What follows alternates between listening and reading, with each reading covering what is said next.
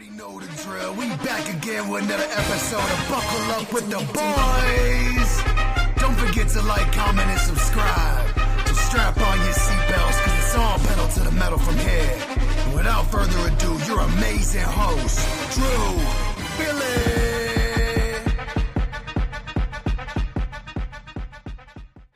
Welcome back to another episode of Buckle Up with the Boys, here with your host, DB, and host, Trevor Dinsmore. Trevor, how are you doing on this beautiful Tuesday night? Yeah. If you couldn't tell, yeah, Trevor's a happy man. Yeah. Trevor's a very happy man. Omar Khan. Good God. My guy. He got to work with a capital work. You know what I'm saying? No, I'm saying? Yeah. We got our wide receiver, too. Yes. In the form of the Pitt man, Michael Pittman. We got Rico Dowdle. Did lose James Pierre. Did lose Kenneth Gainwell. But we also got Jamel Dean. Yeah. It was a good day. It was. It was a good day. Glorious day, if you will. Yeah. On top of all the other shit that I assume we're going to be talking about. It was a good day for Steelers fans. Delivered a lot of hope and optimism to the organization. Yeah. And hopefully, Mr. Rogers, hello. Come on. Just say you're coming back already. Please. Yeah. Please. Yeah. That would be amazing. Yeah. But yeah, no, I'm trying to see that comment there. The Ravens backed out of the Crosby trade. I don't know what's going on there. But anyways. I will look that up. I will look that up as you get into things here. But stick around. We're going to be going through all the offseason trade deadlines and all the free agency here with me and Trevor. Also stick around for what's more likely is that Dinsy's draft dissertation. We're going to go through the first round of the NFL draft, where we think players are going to end up on a scale of 1 to 10. Are they fucked? In debate time. And to close this out, be a man question with Trevor. But no, a lot of news here to get through with you beautiful people. The Kansas City Chiefs are signing former Seahawks running back Kenneth Walker III in a move to upgrade their backfield at the start of the free agency, which started yesterday. That was reported by Ian Rappaport. Adam Schefter was in attendance. I watched that whole fucking debacle there. You got to see firsthand what goes on with him during the PMS show. But his deal is 3 years worth up to $45 million with $28.7 million guaranteed. Trevor, is this truly an upgrade in the backfield for the Chiefs? Will he fit in their system? 100%, my friend. One of the most versatile backs in the NFL, obviously coming off a Super Bowl MVP season. Very unexpected move, him going to a Chiefs team that will be sans Patrick Mahomes for most of the season, if not all of the season, depending on how his rehab goes. But as far as addressing the running back position, the Chiefs might not be done yet. Yeah. Spoiler, potentially spoiler. Because they have been in running back purgatory for the last several seasons now. Yes, Pacheco's shown flashes, but he regressed. Kareem Hunt's getting old. I don't know who else is in that backfield that they could turn to, but now they got K9. And he'll be a very nice, very pleasant addition to a Chiefs offense that still needs to address the O-line a little bit. Need to enable, K9, but they got a playmaker in the backfield, a proven one at that. Just obviously praying for some, lack of a Super Bowl hangover, if you will. Yes. No. Got to always worry about that, and you got to worry about the fact that Mahomes is not in the backfield with him. And I do have an update on that, the Crosby trade, if we want to talk, whenever we want to fit that in. I'm interested now. I'm going to be thinking about right now. Okay, You're going to buy in. I like it. So I just Googled it, found it on yahoosports.com. It's just a staff article. And per this article, on Tuesday night, the Raiders suddenly announced that their trade that sent Max Crosby to Baltimore was off. The Raiders only said that the Ravens had, and I quote, backed out of the deal. So it seems that Max Crosby is not, in fact, headed to the AFC North. I know that was going to be a definite topic for us this week. That was one of the bigger moves that happened over the weekend. Yeah. But initial reaction to the Ravens backed out of this trade, by the way. I think Crosby got cold feet. Maybe they weren't going to get the best of him. Okay. That speculation. I have nothing to back that up. Just want to say that to the folks out there. That's totally fair. This article was literally posted about 10 minutes ago. Like, I'm happy we're doing these live because you get to be in the nice little live reaction here. Shocking to say the least. I think Baltimore was definitely going to be able to bolster their defense, bolster their pass rush, which they sorely needed to do. Last in the league in sacks last year. I think they only had 18, something like that. It was a very low number. So, I don't know. It seems weird to me that the Ravens would back out of this deal, right? Are they looking at the draft and seeing, oh, hey, we got a bunch of proven edge rushers. We can go with youth rather than with proven, multiple-time Pro Bowler, All-Pro, Defensive Player of the Year, perennial candidate in Max Crosby. Yeah. Weird to me, no? Very interesting. I did not expect to come on here and hear that news. So I'm a little shell-shocked right now. Yeah, it does throw a couple of the topics that I was going to discuss into a bit of a tailspin, but we will adapt and survive. We will move on. Yeah. Oh, hey, good pick. Good, there, Nadal. Good call out. Yeah. But we'll keep moving forward here, and we'll watch that story as it goes on through the week here. But I'm refreshing the Yahoo article every 5 seconds here. All right. Alec Pierce isn't going anywhere other than a new tax bracket. The standout wide receiver is re-signing with the Indianapolis Colts on a 4-year, $114 million deal.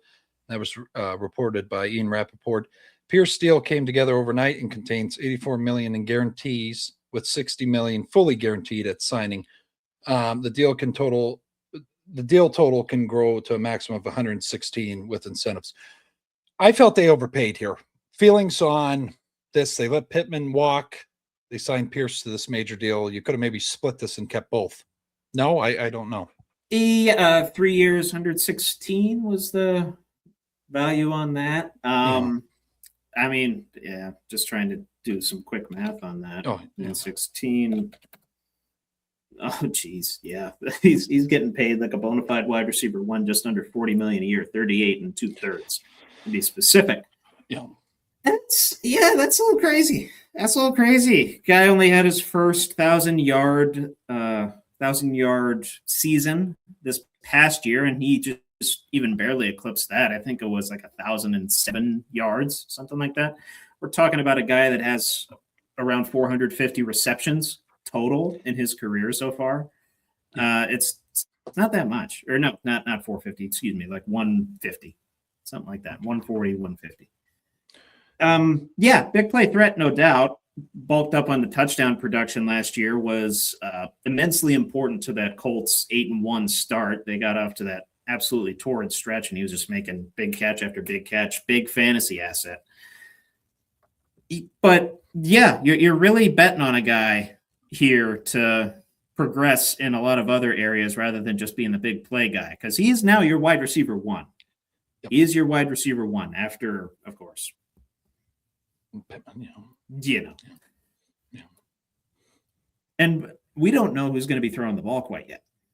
No, Daniel Jones on that transition tag. I heard Dan Orlovsky say on McAfee today they might target Kyler Murray, sign him to that vets min deal where Arizona foots most of his bill anyway. Yep. So little over the top if you're the Colts here. Yeah. I mean, it's a sign that you have faith in the guy, sure, but you are allocating a lot of assets to one guy who hasn't exactly proven to be fully stable yet. This is the type of contract you give a guy after. This is the type of third contract you give somebody like this. Not a second contract, not with a player of his caliber, not knocking him, but he's been a wide receiver to this point. He's always had Pittman ahead of him. Mm-hmm. So now he's getting wide receiver one money very high up, very high up in terms of, the rankings of where he's being paid on an average annual value basis. Mm-hmm. All that to say, that was a stunner. I'm not surprised they re-signed him. I was just surprised at the numbers. Yeah. No, I mean, he had really a lot of flashes last season. I just don't know if it's 116 million worth, but yeah, whatever. Yeah, we're just a couple guys with a microphone. We don't know. Yeah, whatever. But anyways, the Cowboys are I wouldn't have fucking paid that. The Cowboys are expected. The Cowboys are squad here, by the way. Yeah, no, the Cowboys are expected to acquire former first-round pick Rashawn Gary from the Green Bay Packers for a 2027 fourth-round pick, and that was reported again by Ian Rappaport on Monday. So the doors are back open with the Cowboys and Packers doing deals with some edge guys, Trevor, on the defensive side. This build any, I guess, more structure to the defensive line, defense attack for the Cowboys, this deal? Not really. Okay, I'm not overly impressed by this deal. Rashawn Gary getting up there a little bit in age, and even then, he's not premier in terms of the edge rushers, that especially the ones that were signed over the weekend. Actually, it was a big edge rusher free agency weekend. So, yeah, this is just making a move for the sake of making a move. If you're the Cowboys, and perhaps a cap saving move too. Mm-hmm. I know they were they were above the cap. They were last in the league in terms of the amount of cap space they had available, or damn near close. This doesn't move the needle for me on them. They need a lot more than that. They need some secondary help. They need help at all three levels, not just in the pass rusher spot.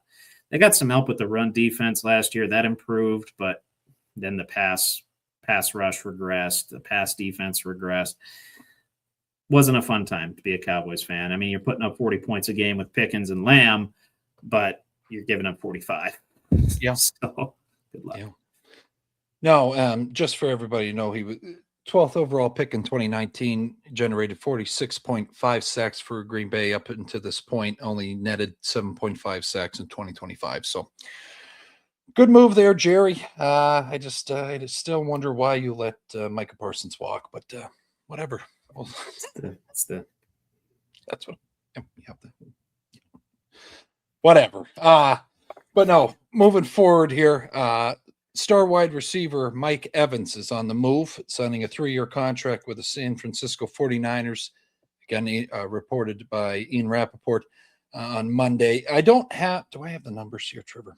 I don't think I had the numbers at the time. They announced it. Great question. Yes, I can search it as you're talking. Yeah. I think this adds a huge boost to the deep threat and also, I mean, whatever the hell you want to do with Mike Evans, he's a Hall of Famer in my eyes, but boost Brock Purdy's confidence with the kind of desolate wide receivers they had, but also Baker Mayfield.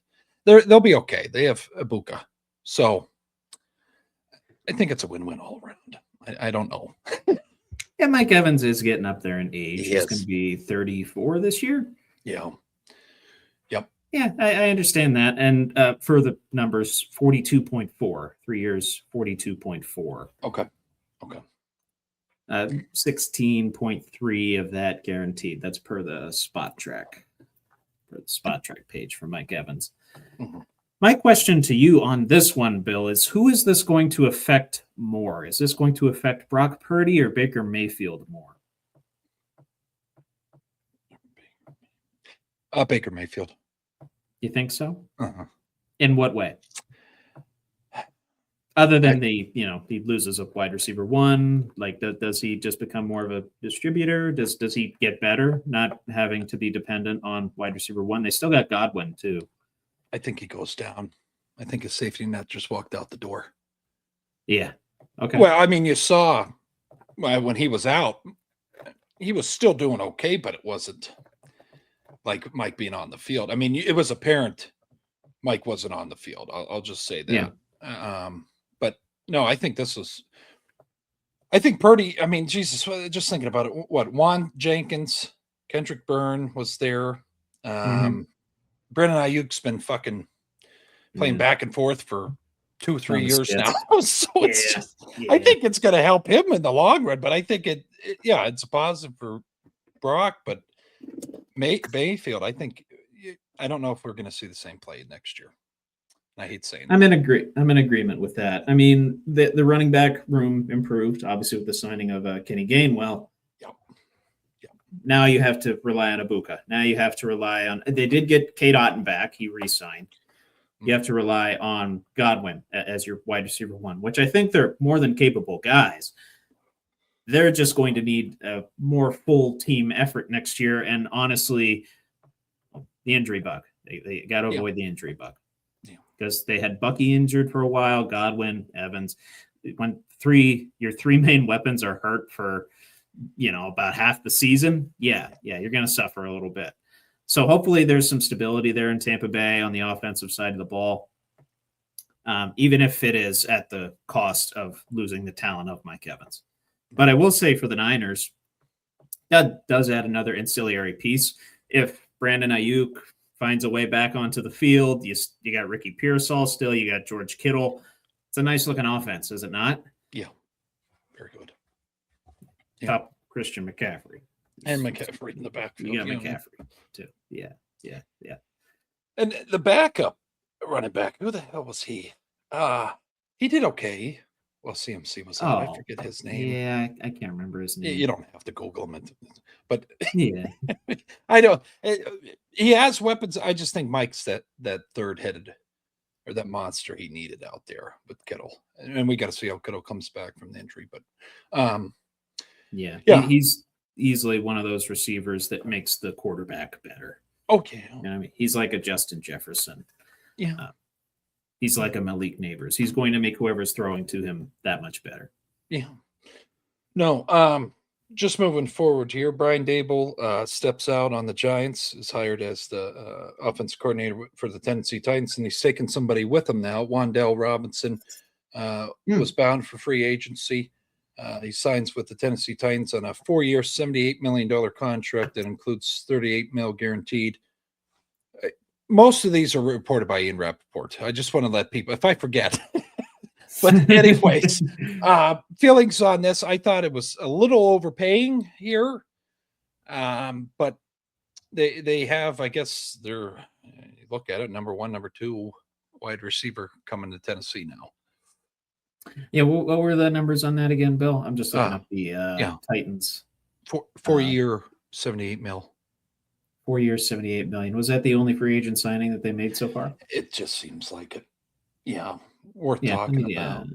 I got you. I know they. I think they retooled their offensive line a little bit. I could be totally wrong on that. Let me click into the Titans page here. It's just so difficult to keep track of all those people. Like it's kind of nuts. Tracking. Here we go. Signed John Franklin Myers, Alante Taylor, Cordell Flott, Mitch Trubisky. Oh, yeah, here's the offensive line. Austin Schlottman, a center, Cordell Volson, a guard. Yeah, they got busy. They got busy on top of getting another weapon for Cam Ward. Yeah. But until proven otherwise, Tennessee is where wide receiver careers go to die. Yeah. A.J. Brown got out, but he did. Yeah. And there were rumors that he might be headed back there because of a trade with the Eagles. Right. Yeah. Still in play, people. Still in play. A.J. Brown is still he's chilling. He's chilling right there. So man. $19 million annual salary. That that makes sense. He posted 90 receptions each of the last 2 seasons. Did pretty well for Brian Daboll, especially in Malik Neighbors' absence this past year. I can understand why. Again, this is a very much I'm going to bet on you type of contract. And as I mentioned before, with the cap being raised roughly $35 million, a lot of teams are choosing to spend that extra cap on receivers. Yeah. Even though this is a receiver-heavy draft, they want the best of both worlds. They want the experience, but they also want the cheap, quote-unquote, cheap, rookie contracts that come along.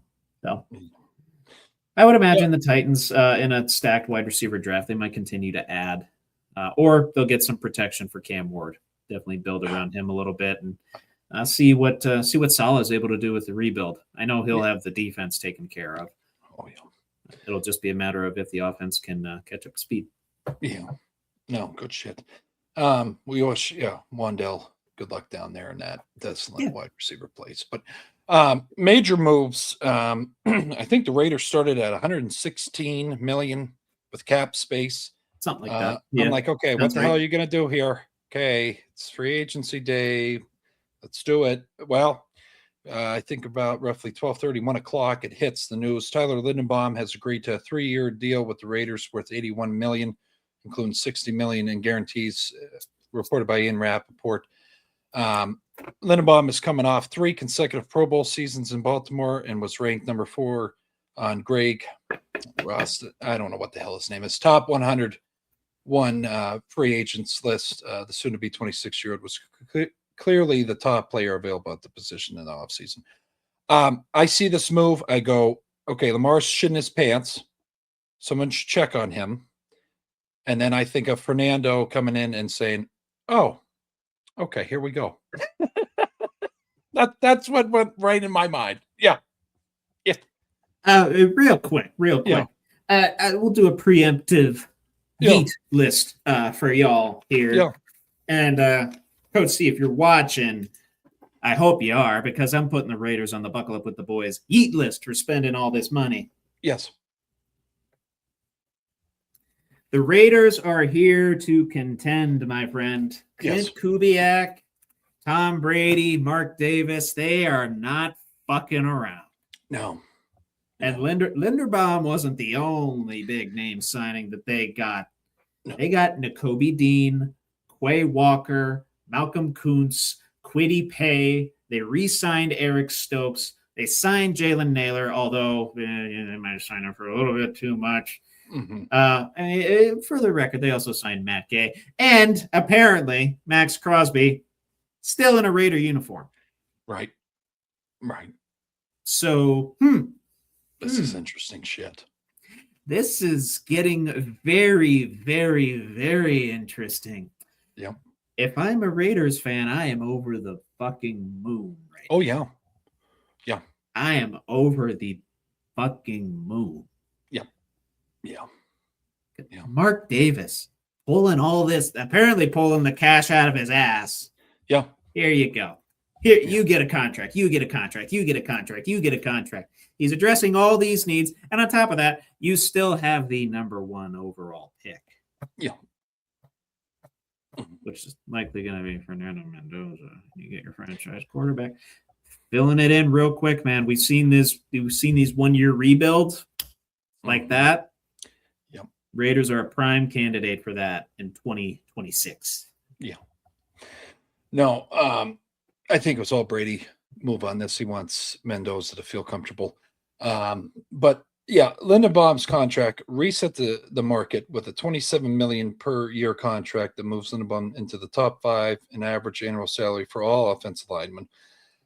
Just to put in perspective, Creed Humphrey, who's regarded as one of the top centers in NFL for Kansas City, is only making $9 million per year. We're going to just see linemen get paid more. No? Everybody's going to get paid more. Cap went up. Just fucking. Yeah. Right. We're going to see record deal after record deal after record deal at each position. Yep. That's how this thing works. Prices don't go down, man. They only go up. It's fucking something. But we'll keep moving forward here. But yeah, congratulations to Lindenbaum on that. And congratulations to Raiders actually fucking doing something worthwhile. But you damn right. Let's see if they can just draft well. That's right. No, just skimming the surface on this because I think we're talking about this in a later segment with Trevor. Miami Dolphins are signing quarterback Malik Willis to a 3-year, $67.5 million contract. Includes $45 million fully guaranteed. Yes, that was reported by Ian Rappaport. Just initial thoughts because I don't know where we're going later. Initial thoughts on the Malik Willis signing. Yeah. One of the destinations that I expected him to go. One of the vacancies that was left by either Tua Tagovailoa or Kyler Murray. And lo and behold, the Dolphins signing another sort of prove-it contract, right? Mm-hmm. How can you do with these weapons? You still got Jalen Waddle. You still got Darren Waller. You still got Devon Achane. You have some pieces to work with down there. So if you can ball out, if you can put up some good numbers, you can maybe parlay that into a subsequent deal afterwards, or maybe the Dolphins give you an offer sheet and say, hey, you're our guy from now on. Here you go. Yeah. Great signing by the Dolphins for a bridge guy, if that's what he ultimately becomes. But obviously his ceiling much higher than that. So do give props to the Dolphins. Malik Willis, hope he takes advantage of that opportunity and is, like I said, able to leverage those weapons and make a little bit more money in a tax-free state down in Florida. Yeah, no. Speaking of tax-free, Dolphins parted ways with Tua Tagovailoa. I'm just going to say Tua. I fuck up his last name all the time. Tua turned the ball over. That's yeah, that's good. Tua early Monday. You see what I did there? You see what I did there, right? Tua turned the ball over. Okay. Yeah. No. Earlier Monday, parted ways with him, eating roughly 99 million in dead money. Yes. Spread over 2 years using June 1st release mechanism, paving the way to bring in Willis. So, yeah, that's fucking rough for the Dolphins. I couldn't imagine. So, hopefully, Malik comes in there. Jesus Christ. What do you think of Tua heading to the Falcons and Michael Penix? I think it's good. Or maybe he starts ahead of Michael Penix. We don't know yet. Well, right. You got both left-handed. Yes. Basically the same guy in a sense. No offense to hit either one of their plays, but they kind of play very similar. Yeah. Okay, yeah, that's fair enough. I don't know how to. There's enough to be said about that for sure. I mean, kind of lose with the ball. Yeah. A little bit. But another team, you got some weapons there, right? You got Bijan, you got Drake London. You just franchise tagged Kyle Pitts, who had a nice standout season. Finally. He's the Gregory Polanco of the NFL. When's he going to break out? He kind of broke out last year, right? Yep. So let's get him into a nice steady stream of production here, shall we? Mm-hmm. See if they're able to do that. The Atlanta Falcons now under Kevin Stefanski's leadership. I know he's going to have a field day with that system. They got a hell of an offensive line too. Yeah. He's going to be well protected should he start. And a little fun fact for you too. Last time two lefty quarterbacks threw a pass in an NFL season for one team, 1997 Jacksonville Jaguars. Oh, wow. Led by Mark Brunell. That's what I thought. Okay. Yep. Yeah, man. Wow. Yeah. Mark Brunell. Throwback, huh? Holy shit. He'd have been a great Steeler, wouldn't he? I think the old heads would have taken him over Neil O'Donnell, but we'll just I agree. Yeah. I agree. Yeah. It is what he wouldn't have thrown those two picks in the Super Bowl. They fucking throw it right to him. Yeah. Where's he looking? Anyways, good tie in here though. Switching gears. NFL trade market remained hot all day. And even into today. The Indianapolis Colts have agreed yesterday to trade wide receiver Michael Pittman, alluding to Trevor wearing Pittman on the back of his jersey there. And that was reported by Ian Rappaport on Monday. Indy and Pittsburgh will swap late-round draft picks as part of the trade. I think we have the actual round picks, Trevor. I don't know. That is a great question. I know there are some pick swaps involved. To take a look at that. I think they're like fifth or. They didn't have. It was very favorable. Oh, sixth and seventh. That's what I thought. Because they put it. This is what drives me nuts, and this is for all the people out there. You're watching it, and it's like, oh, okay, 3 years, $70 million extension. Sure. Or he signed that, and then we signed him to 3 year, $59 million extension with the Steelers. But they didn't have the rounds in there yet. So it's like, well, fuck. Okay, are we good on that? And then there was more that come out. We are good on that. We are good on that. I believe we had multiple 6th and 7th round picks to deal with. So there you go. I will gladly. Oh yeah. I'll gladly take that, man. I'll let you finish your spiel. Yeah, no. Pittman, just because some people were saying, oh, it's just the right move, what have you. Pittman and has spent his entire 6-year career in Indianapolis catching 485 passes for 5,254 yards. It's a 10.8 yard average per catch, 25 touchdowns in 95 career games, started at 86. I think it was a great move. I think he is a great, I don't mean to put this on him, but Robin to Batman with Metcalf. That's what we fucking need. We needed a Robin. You got it. You got it. Good DC reference too. I love Batman. I just, yeah. But your initial thoughts? You seemed excited. I'm ecstatic. Okay. I am absolutely, as much as Raider fans are over the moon about their free agent signings and their re-signing, I'm over the moon about this trade, man. Mm-hmm. Like we got a wide receiver too now, and one that's not a head case. Yep, great guy. Great guy, great locker room guy, by all accounts. No scandals that I'm aware of. As far as I know, good family man, good fiance, husband, what have you. Yep. Not a locker room problem. If anything, a big time locker room leader. And Pat McAfee himself attested to that. Him being right down there in the old Indianapolis area, attested to Pittman's leadership skills and the ability to not be a fucking head case. Yeah. Steeler guy. Pitt man. Nepotistic, if you will. Pitt man. But I absolutely love it. Absolutely love it. You're basically getting wide receiver 1 talent at the wide receiver 2 spot. Even though you're paying him a good bit. You're paying him roughly $20 million a year to be a wide receiver 2. You're probably going to have one of the more expensive receiver rooms, at least at the number 1 and 2 positions in the league. But the only domino left to fall, really, Mr. Rodgers. Right. We need your discount double check ass back here. Yep. I imagine if he does come back with McCarthy running the show, it's not going to be these little dink dunk, dink dunk, dink dunk. Yeah. Rodgers going to have time in that pocket. Pittman's going to get open. DK's going to get open. Pat Fryman's going to get open, or he's going to dump it off to Darnell, and Darnell's going to run over 20 guys and get 20 yards. Yeah. I'm excited.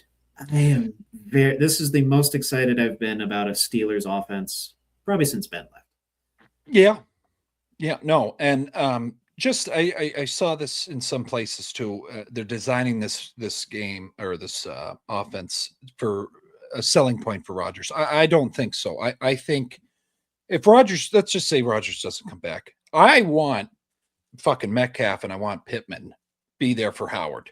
This is a great starting block here, Trevor. You got 2 premier guys you get to throw the ball to and teach you about the game. I just, and then on top of it, just going down the line here, I know I tried not to be too biased towards Steeler moves, but they were just really good moves. Rico Dowd coming from the Cowboys, then he went to the Panthers, 1,000-yard rusher. He signed with the Steelers as well to fill that hole. Gainwell left, big hole. 2 years. Yeah. Gainwell got his money though, so good for him. 2 years in Tampa, but anyway.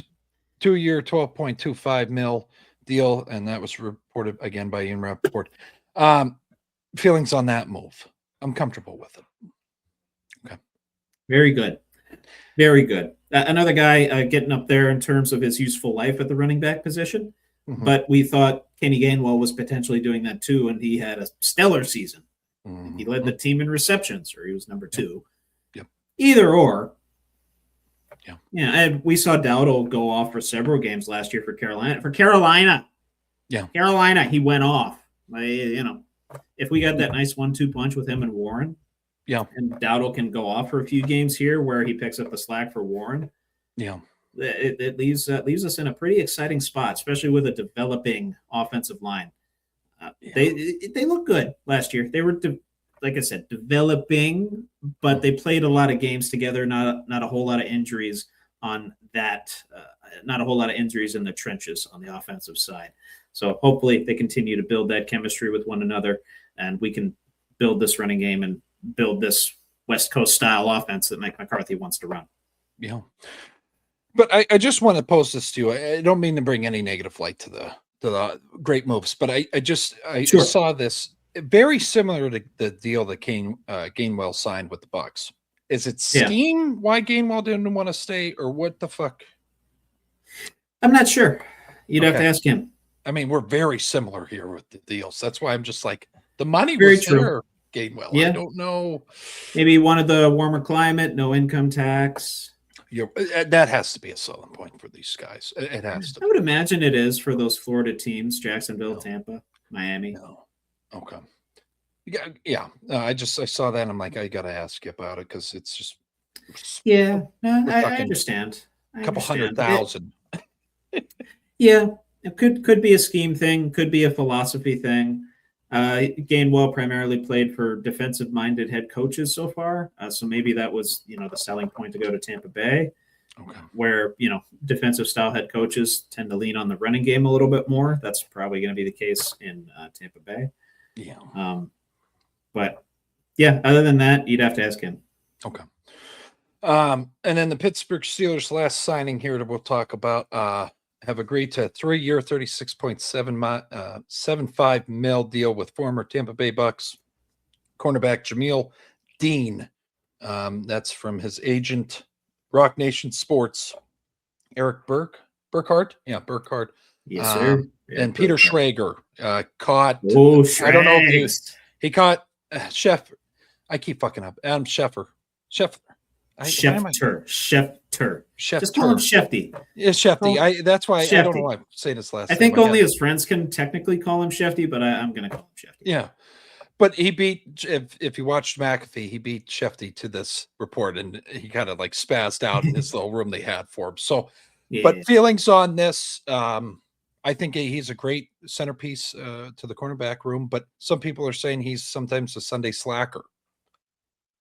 Yeah, I mean, the effort's a concern with him. I think the message was just getting stale in Tampa Bay for him. I know he's a fairly young guy yet too, right? He's 24, 25 years old. Mm-hmm. So it'd be 29. Or 20. Okay. So never mind. I'm maybe thinking of someone else. So I guess this will be his third contract then, right? Yeah. I would think so. Interesting. Yeah. I'd have to look and see what round he was drafted in. Maybe it is only his second, but regardless, that'll be a nice compliment to Joey Porter Jr., I would think. And those two going to get along swimmingly, right? There's going to be no problems there, right? Right? I don't. Right? I don't know either. I just know he has the potential. He's what we want in a cover corner. He can play zone. He can play man. He can be physical. He can tackle pretty well when he wants to. So it's just a matter of getting him to buy in. If he buys in, it's going to be a great addition for us. Like I said, Khan got to work. Yes, he did. I was going to say this will be the second to last move we talk about, but a little bit more on Dean from you. Steelers. Also, this went under the radar. They did bring back Asante Samuel Jr. Correct. This kind of got lost in the ruffle for people out there. Just if you were looking in to see what they were doing with him, he is coming back. But yeah, what was the other deal, Trevor? Cam Hayward agreed to a new contract, a 1-year extension. The extension will bump the total of his current 2-year contract to $32.25 million, 16.25 guaranteed. Hayward was scheduled to become a free agent, but this move keeps him under contract through 2027, but it also frees up $5.5 million in cap for 2026. So Cam Hayward back as a Steeler as well. Wow. Okay. Figured that one was coming, but figured, of course, I would break the news when it does. And you mentioned even before the show, and your dad brought it up in the comments, bringing back Cam Johnston. Yeah. In all likelihood to compete with Corliss Waitman. Yeah, I love both of them. Waitman, just a solid fucking guy, so I'm fine with either or. Both were fantastic for us. In preseason and competing with each other. Yeah. Last year, before, of course, Johnston ended up getting hurt, and unfortunate situation for him. But either way, couldn't go wrong with either of those two. And like I said, Cam back. It's good vibes. Good vibes in the Berg right now, man. And I think just last question before we go to your segments. Sure. You look at these moves here. Offensive dominated. Yes, McCarthy's an offensive coach. Tomlin's not making these fucking moves. He's back another year. No, we don't get Pittman. Right? Correct. Okay.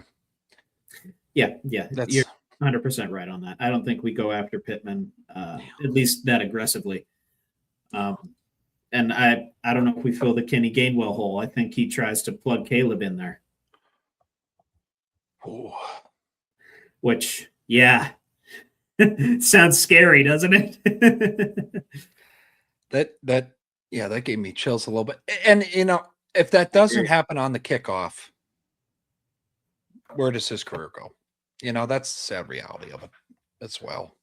Too bad, so sad. Yeah. He did that on national television. It was bad. The whole world. Yeah. Turned into a meme.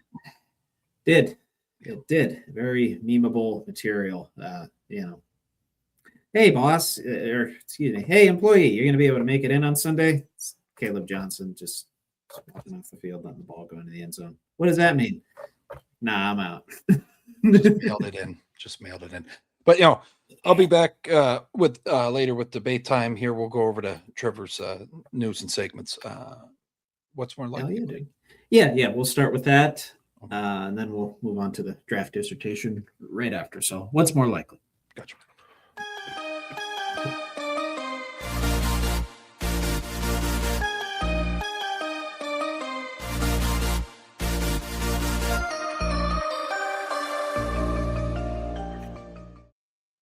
Welcome to this week's edition of What's More Likely with Trevor Dinsmore.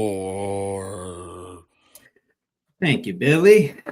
Pretty much talking about free agency with all of these questions. Busy since we're having the draft dissertation. The little preview of it's draft related. Focus on free agency for this little chunk here. Then we'll move on to the draft, and then we'll move on to other things as we see fit. First things first here. Of these recent acquisitions, most likely to have the biggest impact on a team's Super Bowl chances. Michael Pittman, Pittsburgh Steelers. Mike Evans for the 49ers. Kenneth Walker to the Chiefs. Reed Blankenship to the Texans.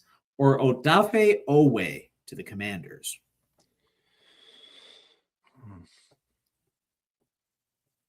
I got to go Evans. Evans? Yeah. Okay. Yeah. What makes you say Evans? I just think he's just going to have the biggest impact out of the ones we listed off. I really do. I think he just opens that offense up. I'm very nervous. Completes the set of that offense, right? I saw that happen and I go, okay. Because I was doing work, but I made a list. I'm like, okay, where could Evans go? The 49ers. Sure. It was like with the fucking Bills, because I saw the fullback go. I saw they lost somebody else, and I said, okay, we're not even going to try here. Are we good? No. So he went to the Niners. I think they move up the Super Bowl contenders. Yeah. Yeah, that was an easy answer for me. I was thinking about Reed Blankenship. That was like a sneaky good signing by the Texans. They did need. If there was one area of their defense where they needed help, it was safety. So getting Blankenship, that'll fill out that hole. Unfortunately, no more exciting whites in Philadelphia. Cooper DeJean by his lonesome, Reed Blankenship by his lonesome. But otherwise, Mike Evans, I would say pretty easy answer on that one. Odafe Owe signing by the Commanders, another sneaky good one. Another one of those edge rushers, many of those that were signed or on the move over the weekend. So props to the Texans and Commanders filling out their rosters. Kenneth Walker and Chiefs are they Super Bowl contenders this year? If Mahomes gets back in like October, like late October, the wide receivers just they got to draft. I don't know what the fuck they're gonna do. I don't know. I have no idea. I don't want to get first-round picks. Yeah. It's just. You got Kelsey. When Kelsey announced he was coming back, I'm like, oh, that's cool. You're going to be the guy. Is that why you're coming back? That is the guy. You're the only fucking guy that can catch a ball, really. So is Juju still there? I don't know. There's so many things. I think so. Rasheed's going through some legal stuff. I mean, what could have been? Yeah, exactly. What could have been? Yeah. All right. One pertaining to the Raiders here. Yes, we're talking a little bit more about the Raiders. More likely that the Raiders win the AFC West, go worst to first, or that Malik Willis combines for 30-plus passing and rushing touchdowns in 2026. I'm going to give you guys a gift here. AFC West champs, Raiders. Oh, look at you. Yep. Over the Chargers, over the Broncos. Okay. Oh. Yeah.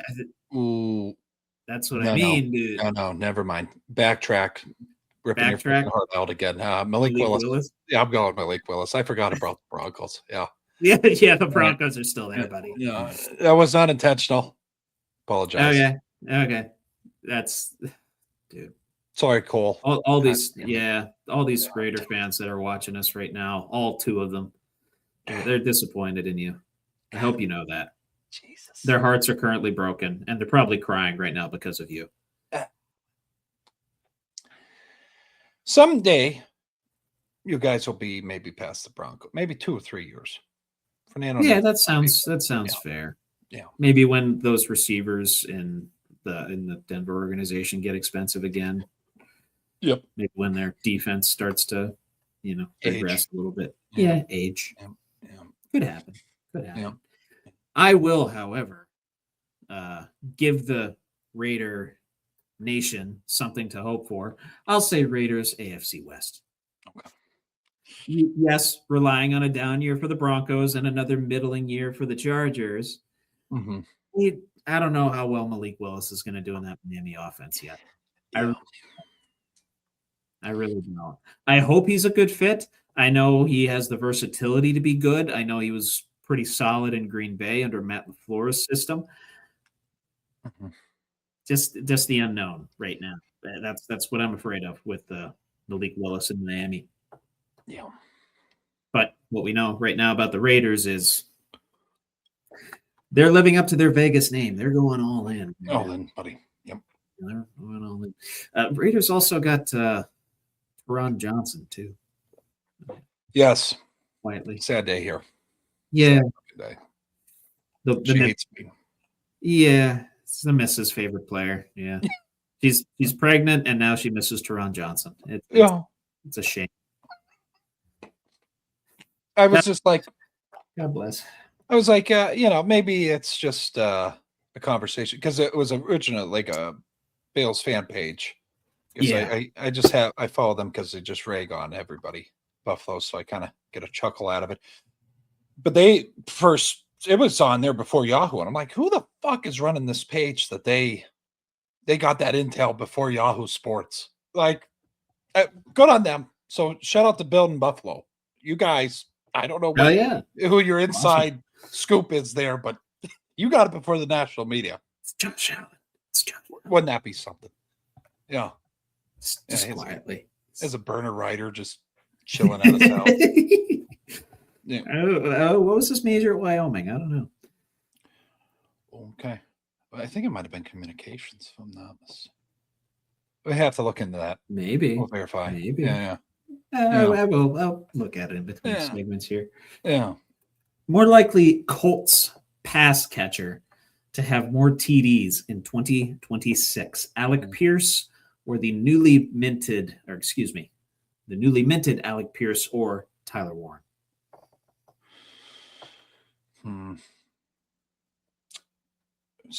Okay. Daniel Jones, hopefully, throwing the ball. I'm going to go Warren. I was thinking Warren as well. Yeah. Much more of a red zone threat. Yep. Alec Pierce, big playability, has to regress at some point, right? He has to become more of a steady pass catcher, especially now as a wide receiver one. Yep. I don't know if the touchdown production is going to taper off. I just see Warren being a more high-value target in the red area. Yeah. I think Pierce is going to take away that thought, the pressure. But Pierce is going to get doubled. Yeah, you get that money. You're gonna lock your ass up now. And I don't know. They still have Josh Downs. I think so. Yeah. So yeah, I'm going Warren, Trevor. Yeah. Downs was on the depth chart when I looked. Okay. Excuse me, when I looked at it yesterday. So, okay. As far as I know. Yeah. Yeah. Remember, you got to play the Texans twice a year too. Yeah. Have fun. Yeah. Have fun. You got to play Robert Saleh's defense twice a year now too. That ain't no joke. If he has the right players. No. Yeah. Yeah, he does. Yeah. We even saw that in New York for a brief period. Yep. CJ Mosley, all those boys. Yep. Yeah. Sauce, Quinnen. Yep. Cool. Yep. More likely to have overpaid on their big money signing. Panthers signing Jalen Phillips, 4 years, $120 million. Or the Seahawks signing Rashid Shaheed, 3 years, $51 million. Or Isaiah Likely going to the Giants, 3 years, $40 million. Makes Likely the sixth highest paid tight end in the league and has the third most guaranteed money on that contract behind only Trey McBride and Mr. Hawkinson. So I got to go Isaiah Likely. You think so? You don't have a whole lot of faith in Jackson Dart. Cam Scadaboo will be back. Utilize the tight end position. I mean, historically, the Giants haven't used the tight end very well outside of Jeremy Shockey. Oh, God, one of the best. Yeah, loved watching him. He benefited off of Mark Andrews getting hurt. That's where you would see him because the team didn't scheme. They don't really know that one long injury when Andrews got hurt. That's when Likely popped off, and it's like, well, no shit, no one knows who the fuck this guy is. You know what I mean? Don't have film on the guy. Yeah. So he's been a staple for the Ravens. it's a lot of money. It is a lot of money. Yeah, sixth highest paid tight end now. Yeah, it's getting paid more than Travis Kelce. Think about that for a second. Way overpaid then. Yeah. Yeah. Yeah. I was thinking Rashid Shaheed. I'm being honest with you. Similar situation to Likely. A little bit unknown last year. Did make some big plays. But to me, like the production for Shaheed just hasn't really been there with Seattle, nor was it there with New Orleans. I don't think he's worthy of a 3-year, $51 million deal. As I pull up his football reference page here, there's a reason. I said this.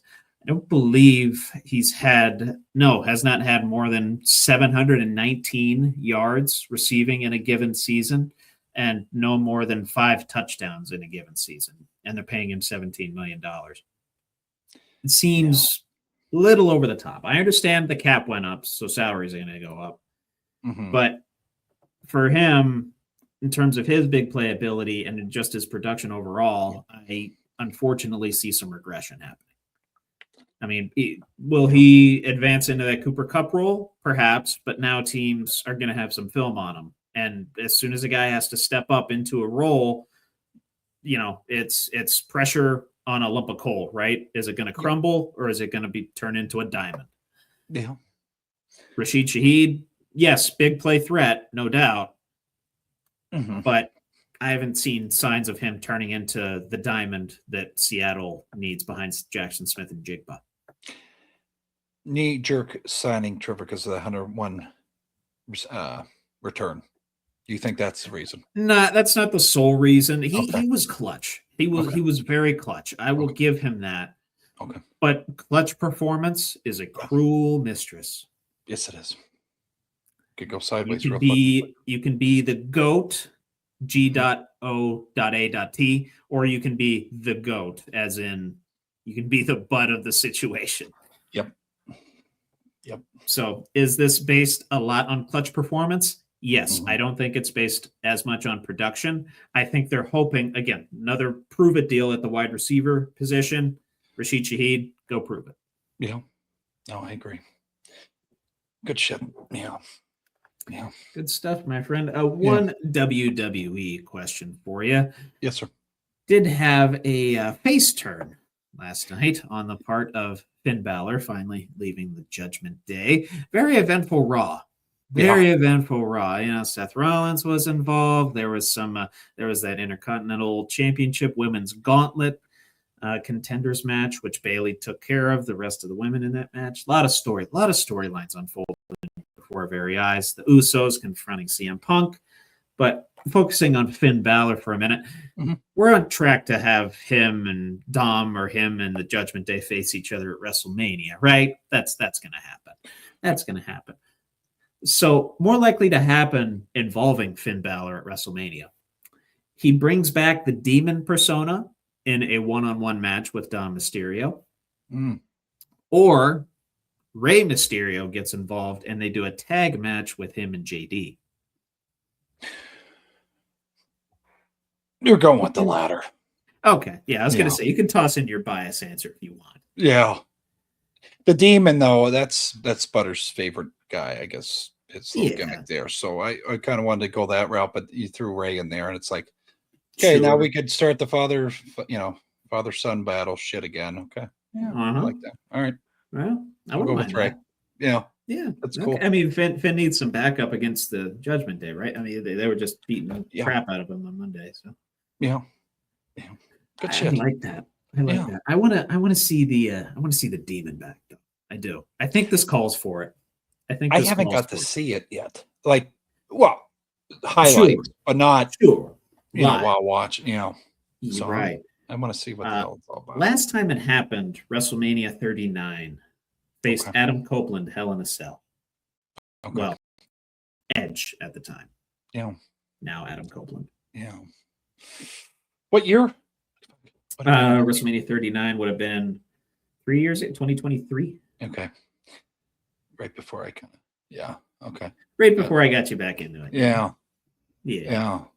We were still very much in our infancy. Had we even met yet? I don't think we'd even met yet.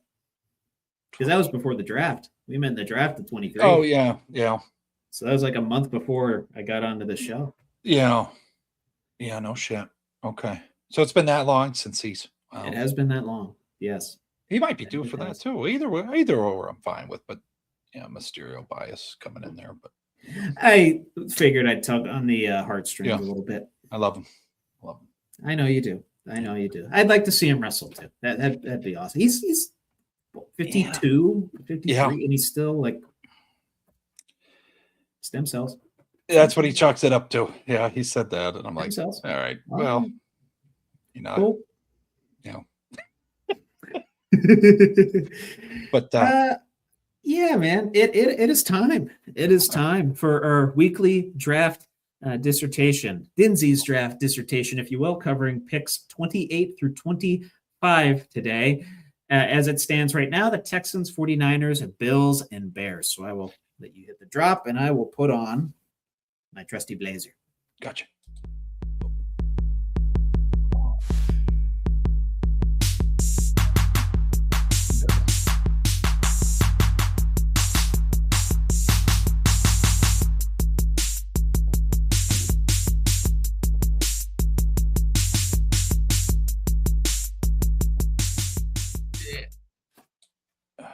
Oh, no.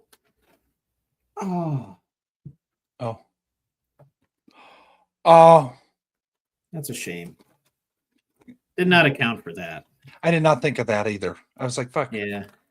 I heard crinkling and I'm like, yeah, that's what it was. All right. I'll do the drop real quick. Shit. It's all right. Anyway. Dinsy's draft dissertation with Trevor Dinsmore. Thank you, Billy. Much appreciated. I tried to extend it longer to give you time for the I was again. It's always the watch. It gets caught. That's okay. That's all right. This side's fine. It's always my left side that I struggle with. But, anyway, covering the Texans pick here. I'll hit the thing. Let me know if you can hear this. Beautiful. Got them all right here for you. With the 28th pick In the 2026 NFL Draft, the Houston Texans will select Caleb Lomu, an offensive tackle out of Utah. And reason I give Caleb Lomu the nod as I pull up his draft profile, getting comps to one Dan Moore Jr. So nice, pure pass protector, be able to take care of CJ Stroud, solid frame, very active hands, good core strength and pad level. So ideal for what the Texans have traded away. They get back in Caleb Lomu and hopefully some potential to develop him in the future. Obviously coming out of a pretty solid program in Utah. And, big boy too, 6'6", 313. Oh, yeah, big son of a bitch. Mm-hmm. Oh, yeah, big son of a bitch. But anyway.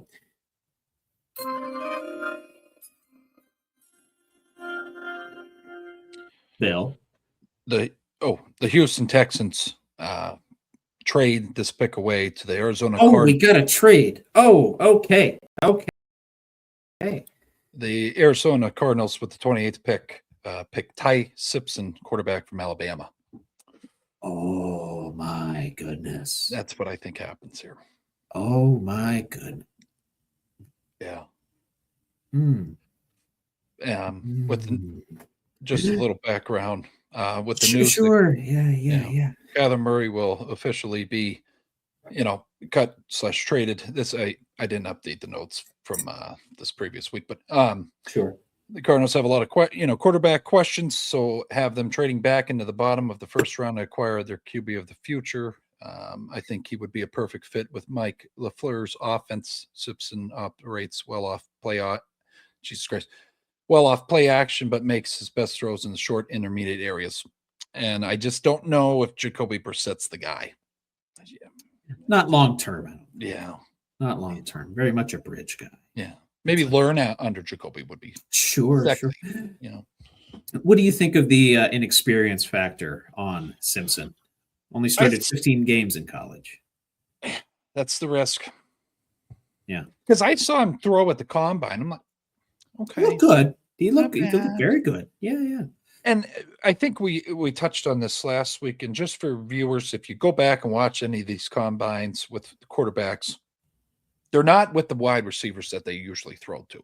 So that's an element I think we forget. So he did all right. 100%. Yeah. But I just think he would fit good with play action.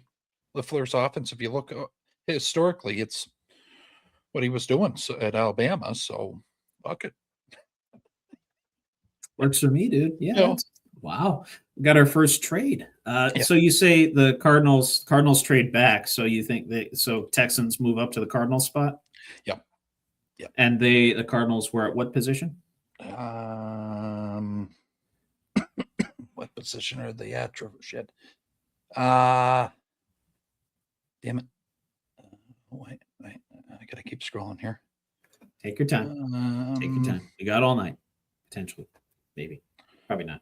Were they in the third? Well, hold on. I'm saying they're trading. They're trading up. Cardinals trade into. Yeah.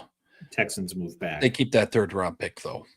They keep that third pick. Okay. Yeah. Understood. Texans give that up to the Cardinals, but yeah. I don't know. It's a bold prediction. I saw Ty Simpson mocked in a lot of late first rounds. I don't know to who. I saw him mocked to the Steelers a couple times. Yeah. Most famously. Yeah. I don't see it. But not now. No, I could see an organization taking a chance, maybe. Yeah. I don't think he's a first rounder, though. Just the inexperience factor is a little bit too much for me, even though he does have the physical attributes. And, yeah. Mm-hmm. The Kyler. yeah, taller. So that's what played into it, too. I'm like, fuck.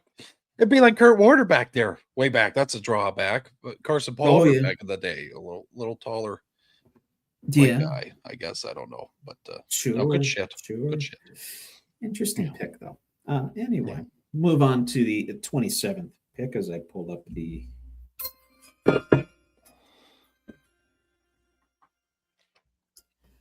I don't have any of these picks being traded, by the way, but with the 27th pick in the 2026 NFL draft, the San Francisco 49ers will select Blake Miller, an offensive tackle out of Clemson. And you thought Caleb Lemieux was big boy. This guy, not a big boy, 6'7", 317. 6'7", 317, getting comparisons to Roger Rosengarten. Long arms. That's that's big point of emphasis in this year's draft with the lineman. This guy, long arms. Big frame striker too. Doesn't really, he won't hold you. He'll boom.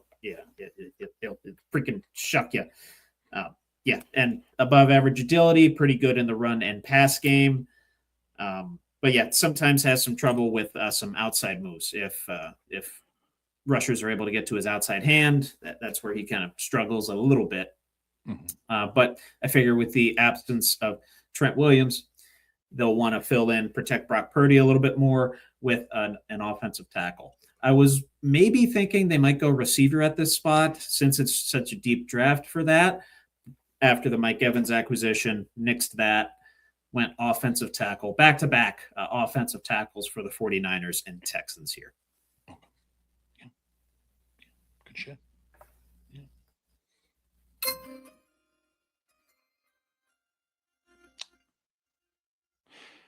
With the 27th pick, San Francisco 49ers select, I fucked his name up last week, KC Concepcion,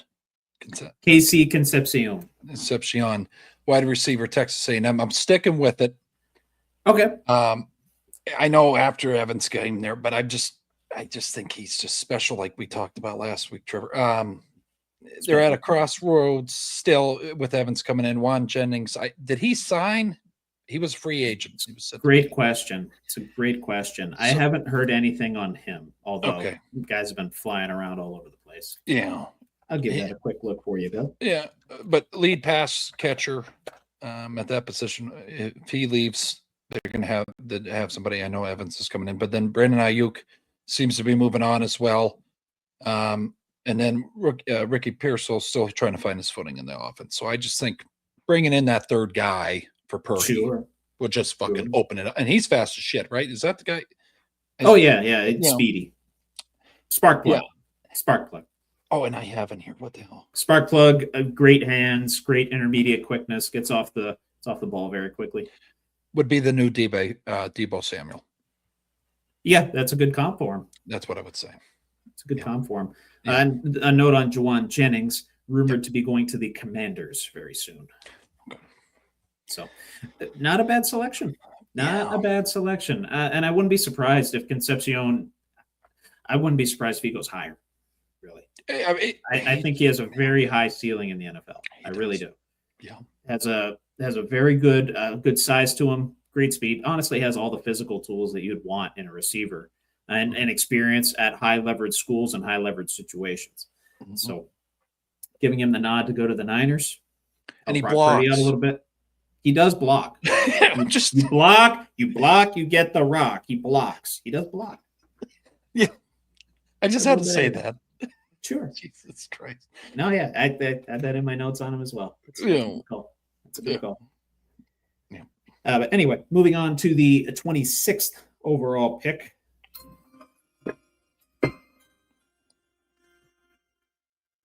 Taylor, I hope you're watching. That's a throwback there. Look at that. Oh, yeah. Dude. Mm-hmm. I had the throwback stickers, dude. These stickers are from like 2008. That's badass. 10. That's badass. With the 26th pick in the 2026 NFL draft, the Buffalo Bills will select Omar Cooper Jr., a wide receiver out of Indiana. Yep. And reason I pick him out of Indiana, can play all over the field at 6 foot, 199 pounds. Fantastic hands. Getting comparisons to Deebo Samuel, can work out of the backfield, in the slot, out wide, essentially wherever you need him to do. However, not too great on the contested catch side of things. That's going to be more of Keon Coleman's area of expertise. And as well, not too good of a run blocker.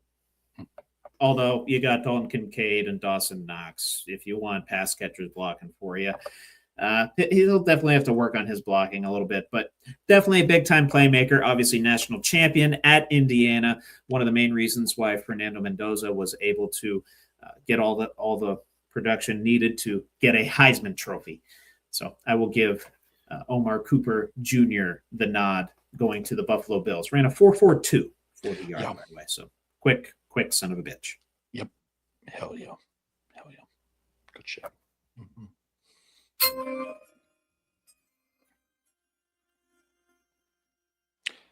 And this is the gift to this organization. 26th pick, Buffalo Bills select C.J. Allen, linebacker from Georgia.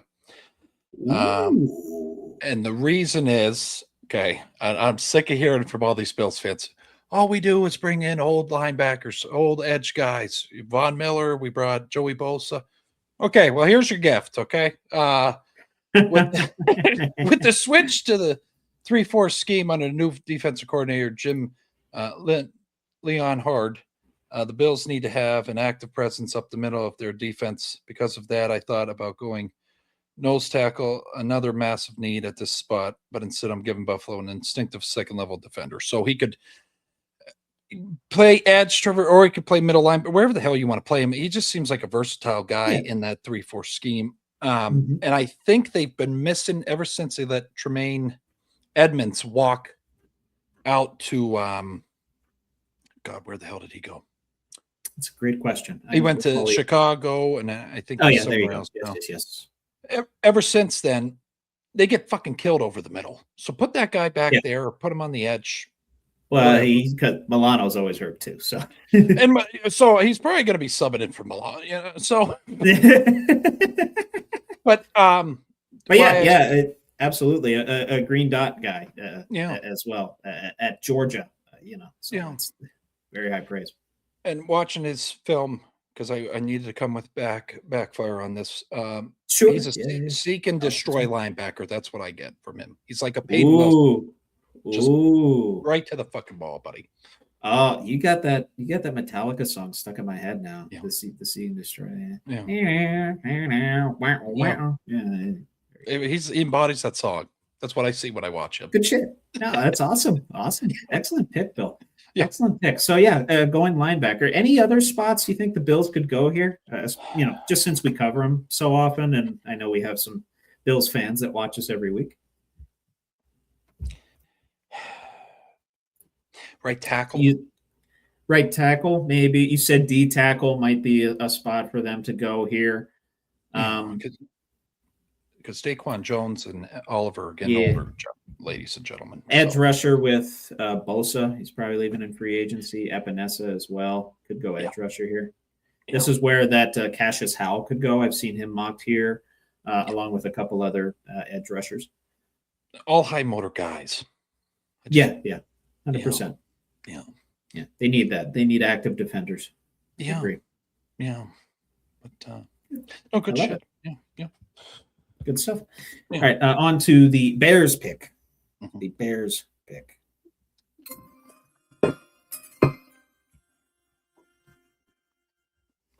Bears have had the same helmet forever, so I love it. Yeah, it's still good. With the 25th pick in the 2026 NFL Draft, the Chicago Bears will select Hayden McDonald, a defensive tackle out of Ohio State. Yes, the Ohio State University. And Caden here, big boy, 6'2", 326, a junior from Suwanee, Georgia, gets comparisons to a DJ Reader. So big knockback power on this guy. Has a nice little jolt on the defensive interior. Fights to maintain his run fits as well. Mostly a run fit type of guy, but does get some pass rush production as well. Not that much of a pocket collapser. He's more of a swim move type of a guy. He's more of a speed move type of a guy rather than a power guy, even though, he can bump you off the blocks when needed. Not very twitchy with his power, not very fast with his power. He's more relies on the physical, relies on the hand fighting, and relies on the lower body, relies on that type of movement to get through and fit in the run gaps and fit in the pass gaps to try and collapse the pocket whenever he can. But still, super talented run defender, looked very good in the workouts at the combine, very shifty. Like I said, DJ Reader comparison, pretty solid praise from the Ohio State alum.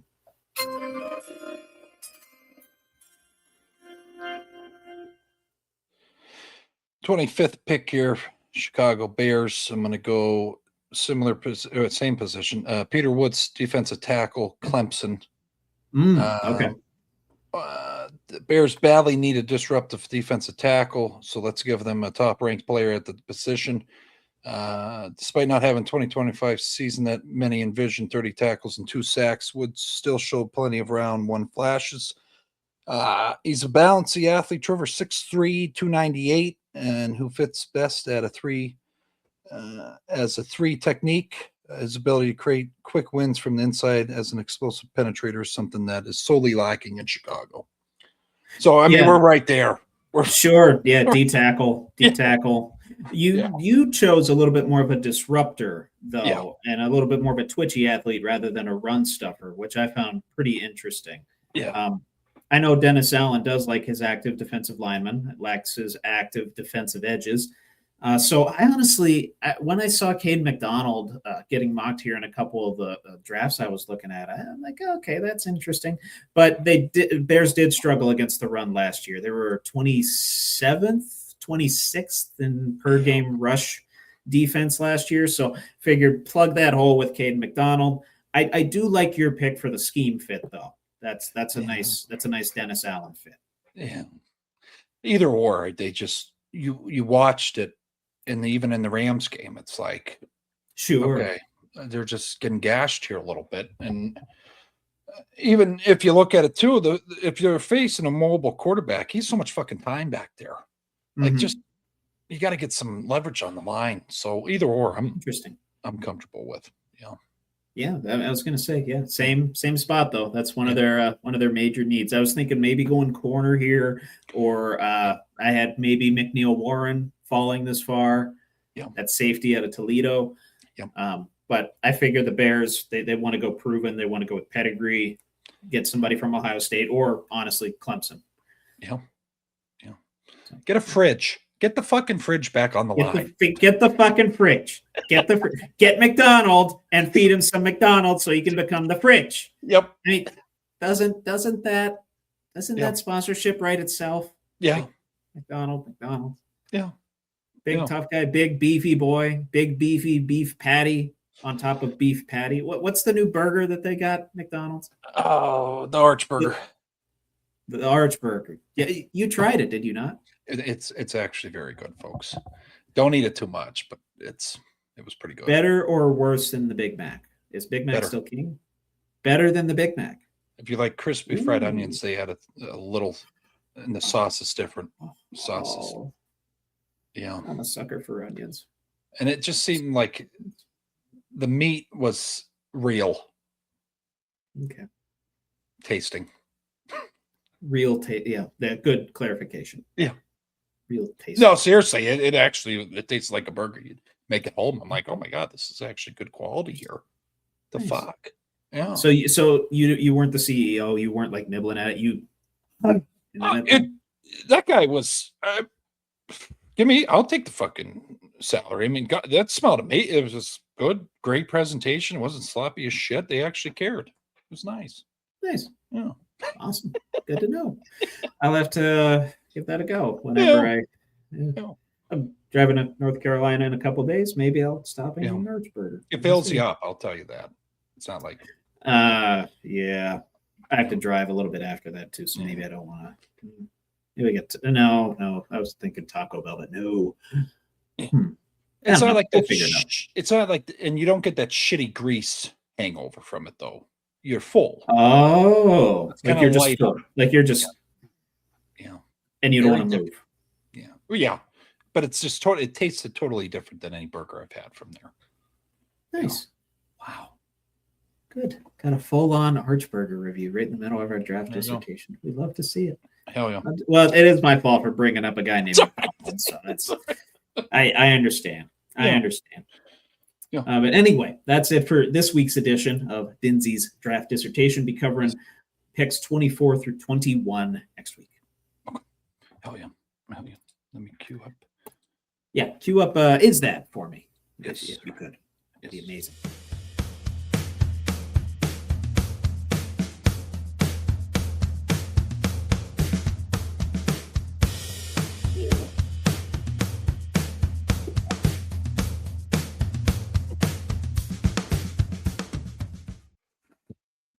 Is it what? Is it who? Is it he? Who's it? Who? They? She? What? I don't know. What is it? Is it?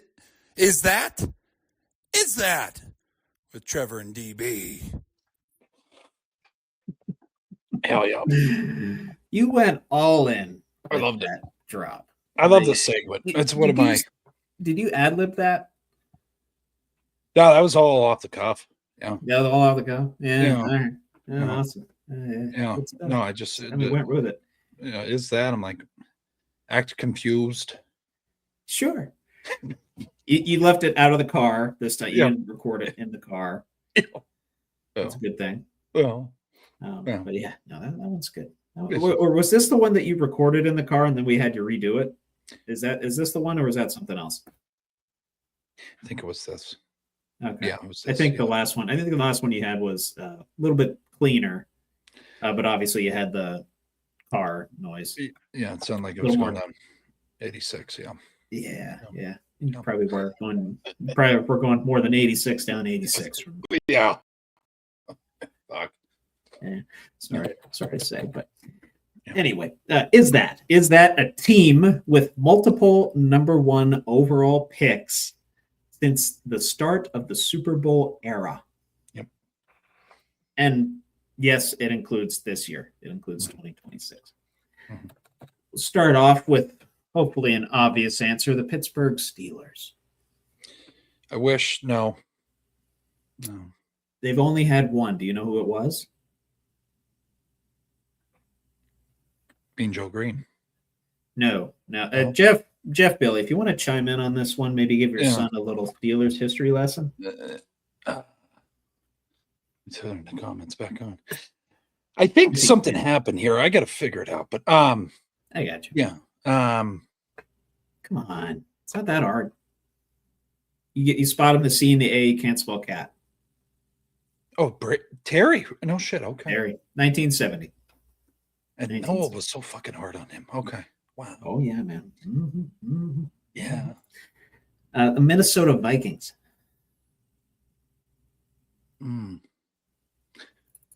Yes. They've only had one. That was in 1968. 1960. I could not name who the hell that is. I think that wasn't Marshall. Was it Tart? No. Fran? No, that was way too late. Way too early. Let me give that a Google search here while I give you the next one. The Las Vegas Raiders. Oh yeah. Not even this year. Jesus, you have Jamarcus. They've actually only had two. Really? Okay. Yeah. Mm-hmm. Mm-hmm. But you were correct in your answer. Two, including this year, 2007, Jamarcus Russell, and this year, 2026, in all likelihood, Fernando Mendoza. That Minnesota Vikings number one overall pick was Ron Yary. Ron Yary. Anybody in the comments has that. Yeah. Good luck. I mean, Alan Page, Jim Marshall, back in that day, Fran Tarkenton. So, yeah. The Baltimore Ravens. Okay, that one. Bear in mind when this franchise started. Are we going off the Colts? Are we doing no, Baltimore Ravens. Just Ravens. Strictly. Okay. Strictly Ravens. No. No, they've never had one. Okay. Never, ever had one. Okay. The New York Giants.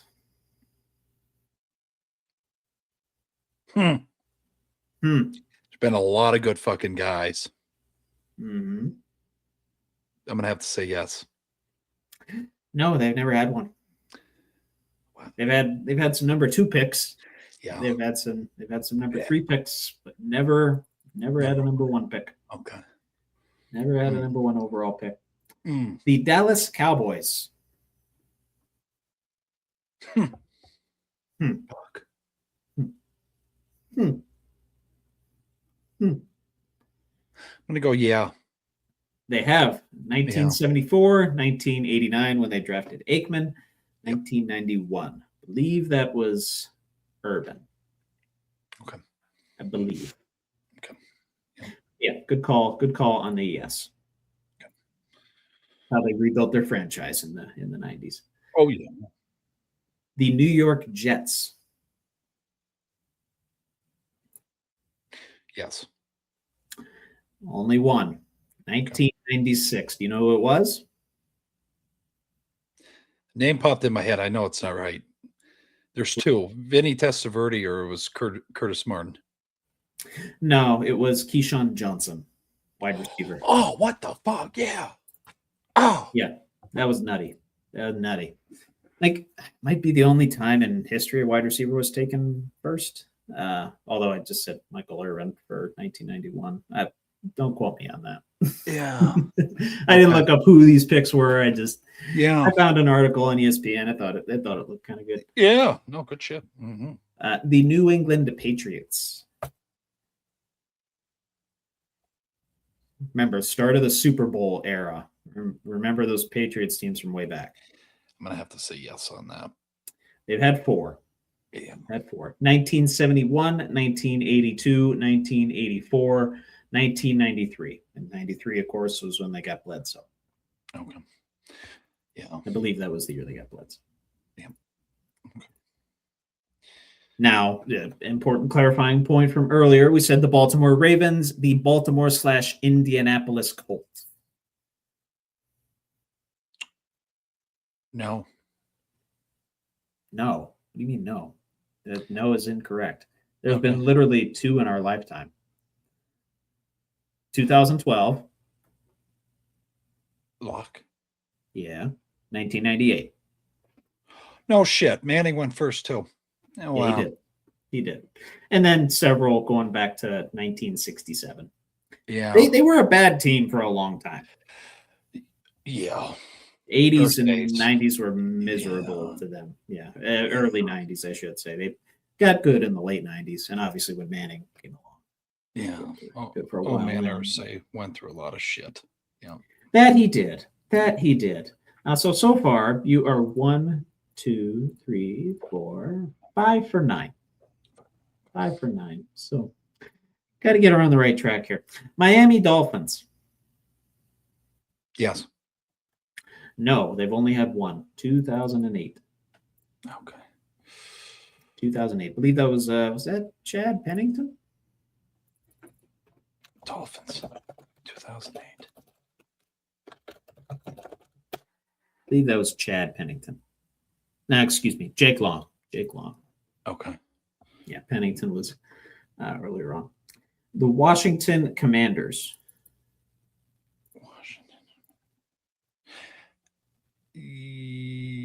Yeah, they've had a first round. Yeah, first pick. Yeah. I'm saying multiple. Have you been answering these? Have you been answering these as number 1s? Like just one overall pick? No. Okay. Yeah. No, we're good. We're good. Yeah. I'm gonna go. You sure? Okay. Hold on. Now you got me. Glenn Portis. Yeah. Joe Thine.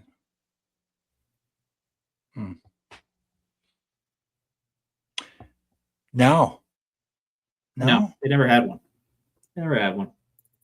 Really?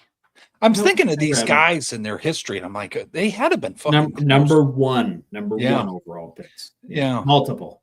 Yeah, number 1 overall picks. To clarify, as we get into the back half. No, you're good. Yeah, we're good. Hopefully this is an easy one because there's some recency with these. The Jacksonville Jaguars.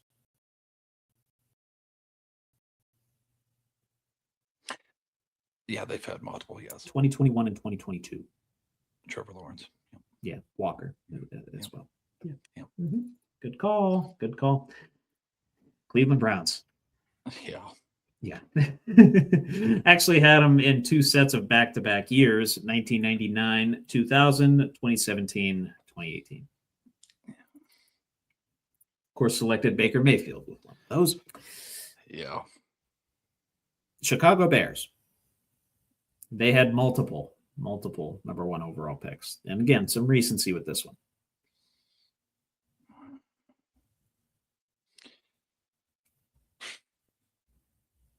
You know the one, right? Yeah. Okay. Were there any others? No. No.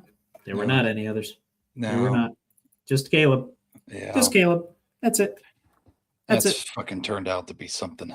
Can you believe it? I know. Yeah. I mean, you think of some of these franchises, yeah, they had to have had like several years of like number 1 overalls, but like, not really. They were bad, but they weren't number 1 overall pick bad some years. Yeah. The New Orleans Saints. New Orleans Saints. Yes. They've not. Just 1981. That was it. Oh. 1981. Yeah. You were on a nice little string there, so you were improving. You were improving. Some recency with this one as well. The LA/St. Louis Rams.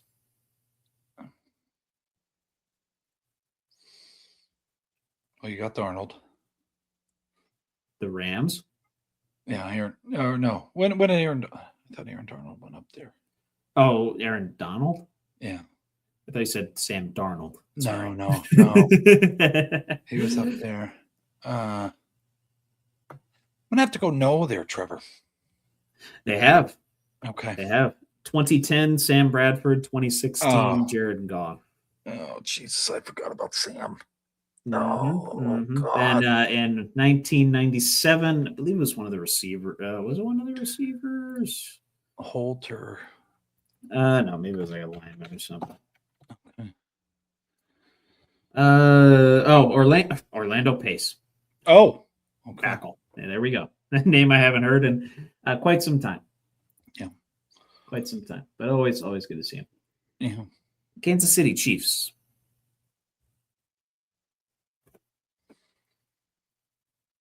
Yeah, because Mahomes didn't go 1. Nope. I got to think back here with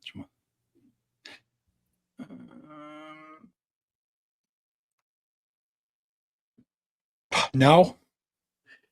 No is correct. They only had 1. That was the 2013, the famous 2013 NFL draft. Eric Fisher was drafted first overall. Oh my God. Chiefs. That was it.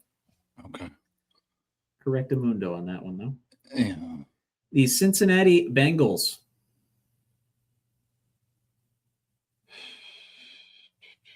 Again, some recency with this one.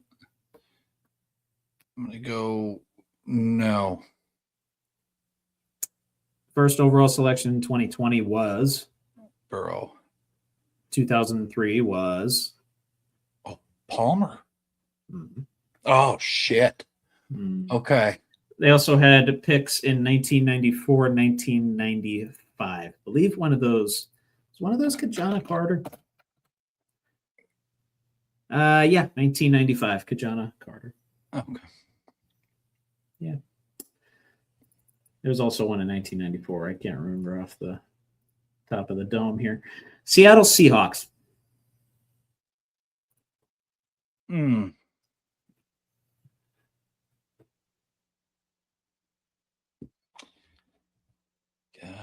Boy. was gonna say, I'm stumping you this week. Yeah. No is correct. They would never have. Never had anyone overall. Alexander came into my head, all these fucking guys that just bum rushed my brain. Like, sure. No, I don't think so. Yeah. Hopefully a fairly easy one for you. Yeah. One that you should know, or the missus will be mad at you, the Buffalo Bills. Yes. Yeah, they have. Well, a lot. Yeah. Yeah. 4 of them. 4 of them. Yeah. Back. Yeah. 69, 72, 79, 1985. So none terribly recently, which is nice. 85 was Kelly. I think so. And then he didn't want to. I don't know if he was number 1 overall. Okay. No, that was Bruce Smith. Oh, no shit. Wow. That was Bruce Smith. Yes, sir. Yes, sir. All-time. Then you remember the one in 1972, do you not? Oh, I'm not. I'm just a nice guy, OJ. No, actually, it was the 1969 one. But yeah, that's OJ was the one I was referencing, I believe. Yeah. 1969. Yeah, 1969 OJ Simpson. I even got my wires crossed with that one. Yeah. But yeah, OJ. Funnily enough, I was drinking some OJ with some creatine in it at the start of the show. But yeah, great guy. Good stuff, brother. Good stuff. So you missed 1, 2, 3, 4, 5, 6. You were 12 for 20. 12 for 20. I'll take it. It's not bad. It's not horrible. Could be 60%. 60%. I'll take it. Yeah. With a curve. Passing grade. Give you another curve. Yeah. No, anyway. Good shit. Yeah. I'll try and give you a little bit easier of a topic next time around. Maybe more general sports knowledge. Maybe make you feel better a little bit. Because I've stumped you the last couple times.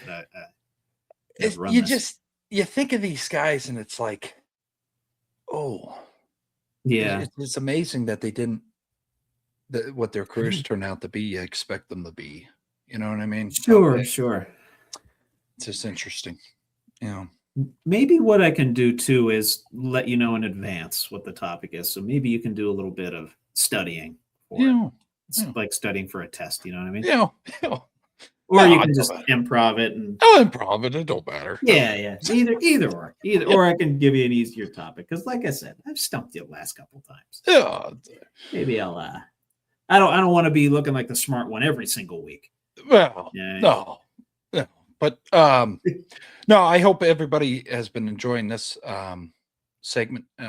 If you're new to the show, this is kind of a new installment. We've been doing 5 weeks now, 6 weeks, somewhere around. Yeah, that's actually close to like 8. 8 weeks. Okay. 8 or 9 weeks. We started at the beginning of January. Okay. Yeah, but we'll go over on a scale, Trevor. Yes, sir. Okay. Yes, sir. On a scale. Let's see here.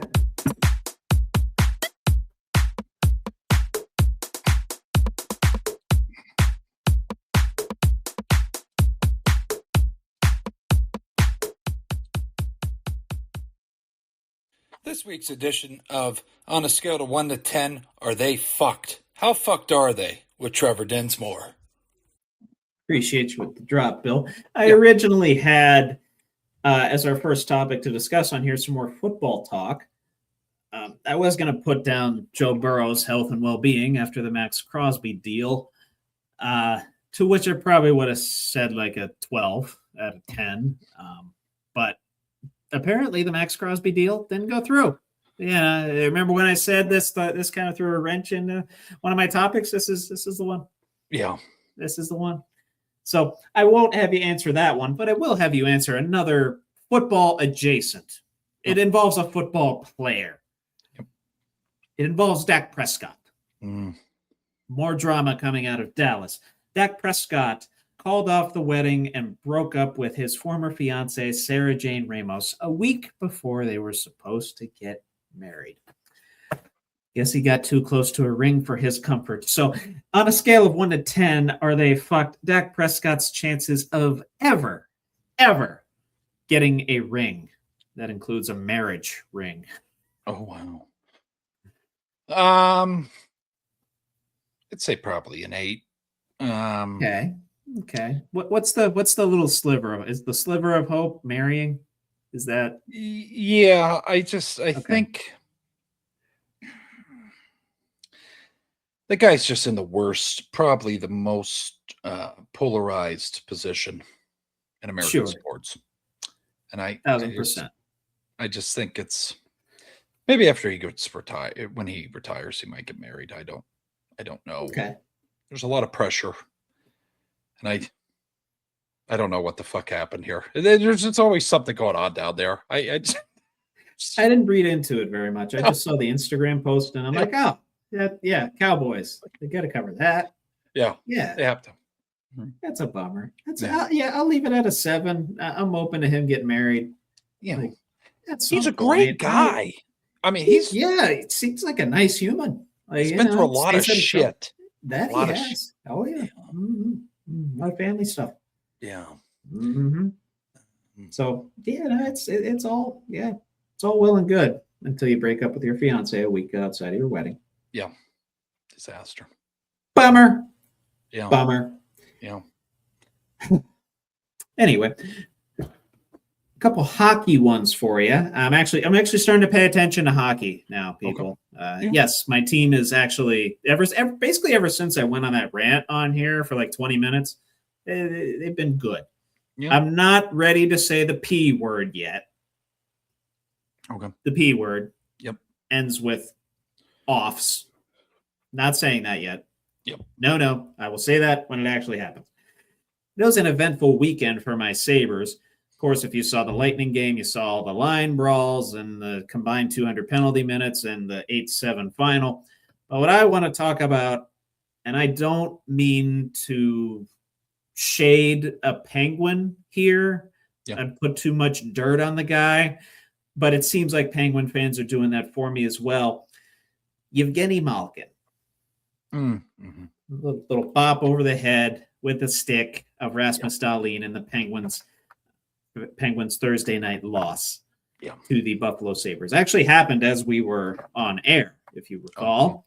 Did not see it, saw it after, of course, saw the highlights, and got immediately furious, started texting all of my Penguin friends, and I was like, hey, what the hell? What the fuck's going on? He's like, yeah, they were like, yeah, that was fucking stupid. He shouldn't have done that. Yeah. Got a 5-game suspension for it. Yep. But just because I have to get it off my chest, on a scale of 1 to 10, they fucked Evgeny Malkin for his little slash-a-doodle to Rasmus Dahlin. I think there's a lot of frustration going on down there right now. Crosby hurt, yeah. But the act, I saw the act. It just the act, not the player. Just the act. I'll say a 9. Out of character. Don't know what Very the fuck much was going on there. I don't. Yeah. Spare of the moment. Sure. Yeah. I'll say a 9 as well. I give a little bit of grace in that it is very heat of the moment. Hockey, very physical sport, the most physical sport of the 4 major ones right now, I would argue. Maybe football, but hockey, you're on skates. You're moving 100 miles an hour at other people. It's, it's tough. It's frustrating. Yep. And sometimes you get on other people's nerves. You step on some toes. Yep. And sometimes emotions get the best of you. That's why they have fighting in hockey. You literally you get penalized for it, but you're allowed to punch another guy in the face because you want to. Yeah. Right.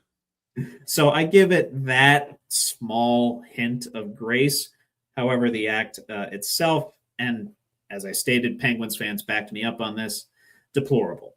Yeah. Deplorable. Very out of character. And 5 games might have been a little excessive given some of the other acts over the years we've seen from the likes of, I don't know, Jacob Trouba, Tony DeAngelo, Tom Wilson, to name a few.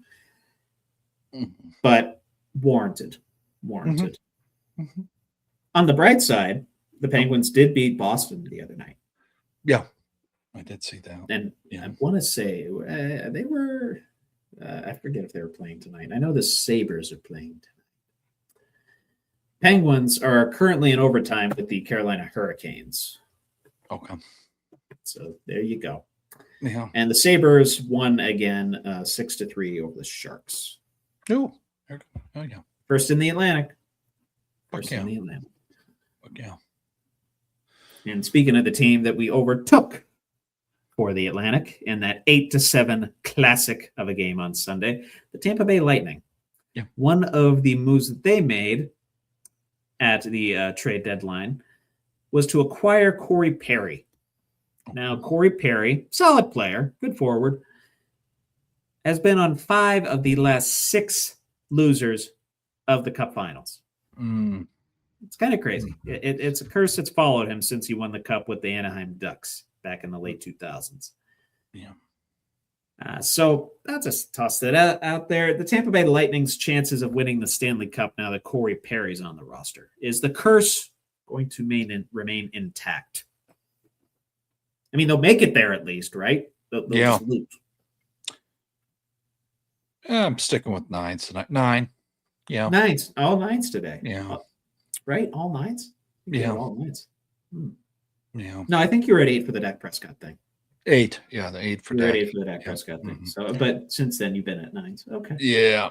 Yeah, that's, I don't, I believe in that fucking, whatever you want to call it. The Corey Perry curse. Yeah, I believe in curses and all that. Oh, I do too. I believe in ghosts, spirits, all that.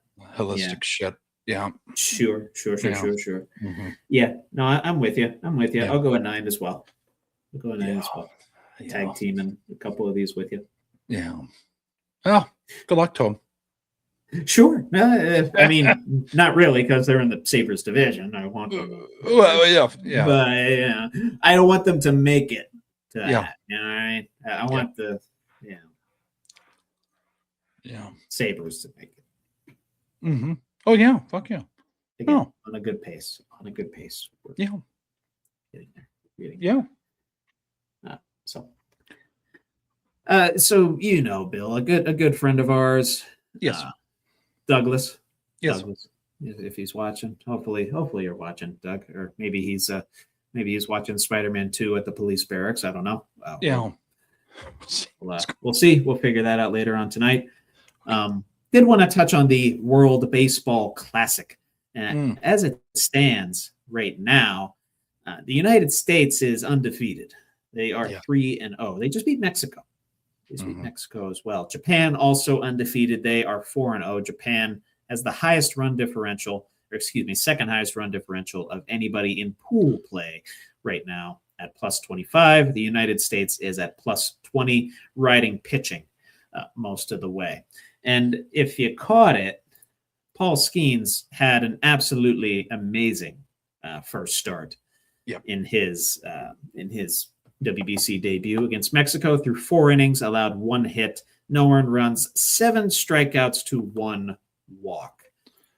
So just given that context and knowing what talent is on Japan, what talent is on the United States,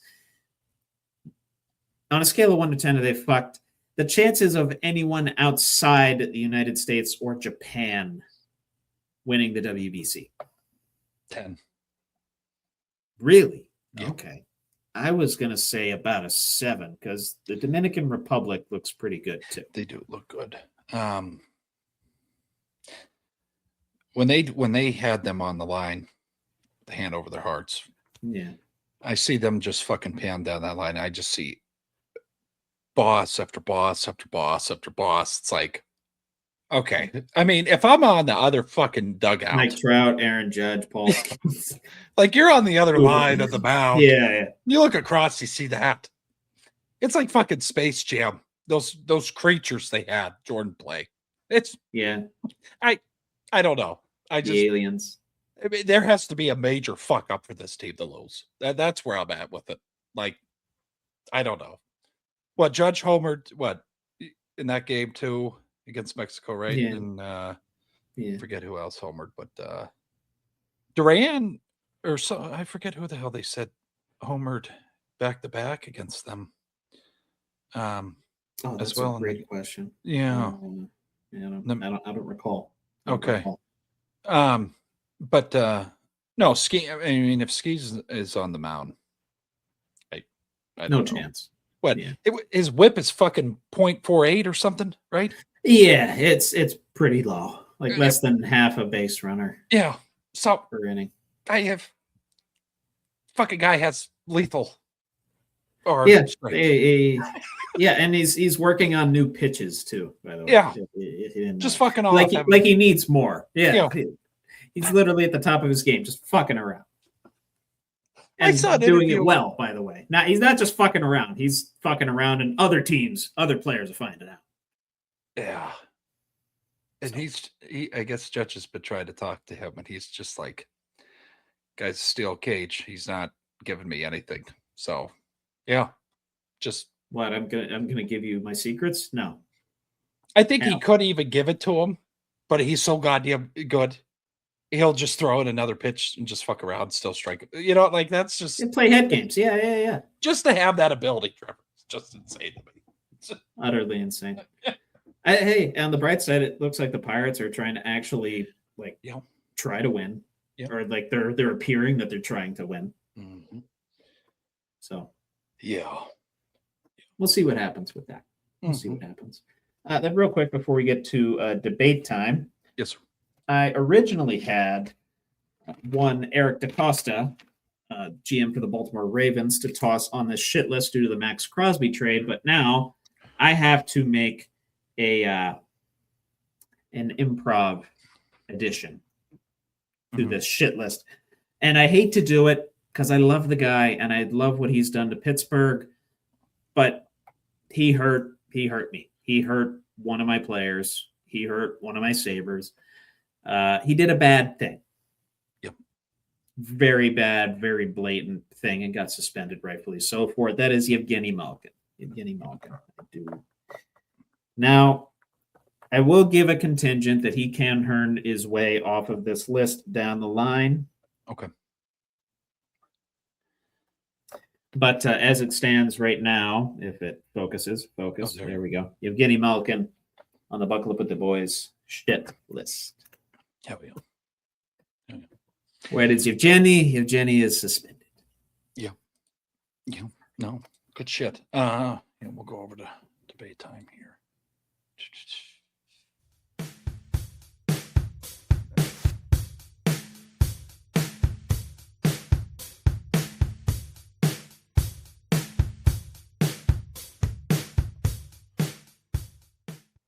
I fucked up the songs tonight. It's all right. Weighing in at 240 pounds from Olean, New York, your St. Bonnie alum, Drew Billy, with debate time. All right, 4 questions for me and Trevor to dissect here for debate time tonight. Stick around for Be a Man question right after this one. But what is the biggest shocker of this offseason already? Oh, well, I was going to say the Max Crosby thing. But honestly, even now, the Max Crosby thing. That's what I'm going to say. Yeah, the Max Crosby thing. And apparently the Ravens being the ones to back out of it. Again, this piece of news is still in its infancy. Yeah. But yeah, that's very startling. I don't know startling. How much there is to debate this. It's just that is true. Maybe the Mike Evans thing, because he thought he'd always be with Tampa Bay. Yeah, thought he'd finish his career there. Did win a Super Bowl already there, so yeah. No, it's not like he has to ring chase, but leaving Tampa Bay, leaving Baker Mayfield. Mm-hmm. Yeah, that one was a bit of a shocker. Yeah. Of course, you could say the Pittman news. That one was unexpected. I don't know how shocking it was. It was unexpected for them to like, boom, make a move like that. Yeah, real fucking quick. No, it was. I gotta say K9 going to the Chiefs. K9, okay. Was not expecting that, and likewise. I hurt my heart because I'm like, fuck. Mm-hmm. Seattle, really? You couldn't have just fucking signed him. You had to give him. You had to let him go there. You know what I mean? Yeah. I thought the dynasty was over. Now there's a spark there. There's a spark. There is a fucking spark. There's some other pieces that have to fall into place. Yeah. But, I mean, you blow in that spark enough, Trevor, you might have a flame. And that flame. Yeah. Dynasty 2.0. Yeah. So, I don't know. But, no, good talk there. What team should have did more this offseason? Done more this offseason? Oh, I tell you, one team that didn't really do a whole heck of a lot was the Arizona Cardinals. That's what I thought as well. Yeah, signed Gardner Minshew. sign Siamalu, I guess, but like, didn't really do anything else. Like, I don't understand what you're trying to do. You didn't really replace Kyler yet. Yeah. You're gonna ride with Minshew in your new head coach's first year at the helm. Yeah. All right. It's interesting. In a prove it year for your star receiver as well. Yeah. Like Harrison. Yeah. Yeah, I don't. No, yeah, Cardinals definitely come to mind, especially considering the division that they're in. It's chock full of Super Bowl contenders. Rams, Seahawks, and why can't I think of the other team? 49ers. Yeah, and I think Burrow, his thoughts. Just looking at his career, why didn't they go for something on the line in the offense? Yeah. I was like, oh, okay, maybe today. And we're leading up to the show. I'm like, okay, they didn't fucking do nothing. So are they drafting then? We're just that'd be my guess. We're running it back. What the fuck? Whatever. God bless his joints, man. Yo, for sure. They're the kings of like not addressing their needs right now. No. Because you have this Hall of Fame level quarterback, receivers potentially combo. Yep. How often does that come along? You are just going to absolutely waste it. Yeah. I like that. I like that selection too. Yeah. That selection. Greatest underrated snack that's out there. Not a lot of people talk about it. Not a lot of people talk about particular snack.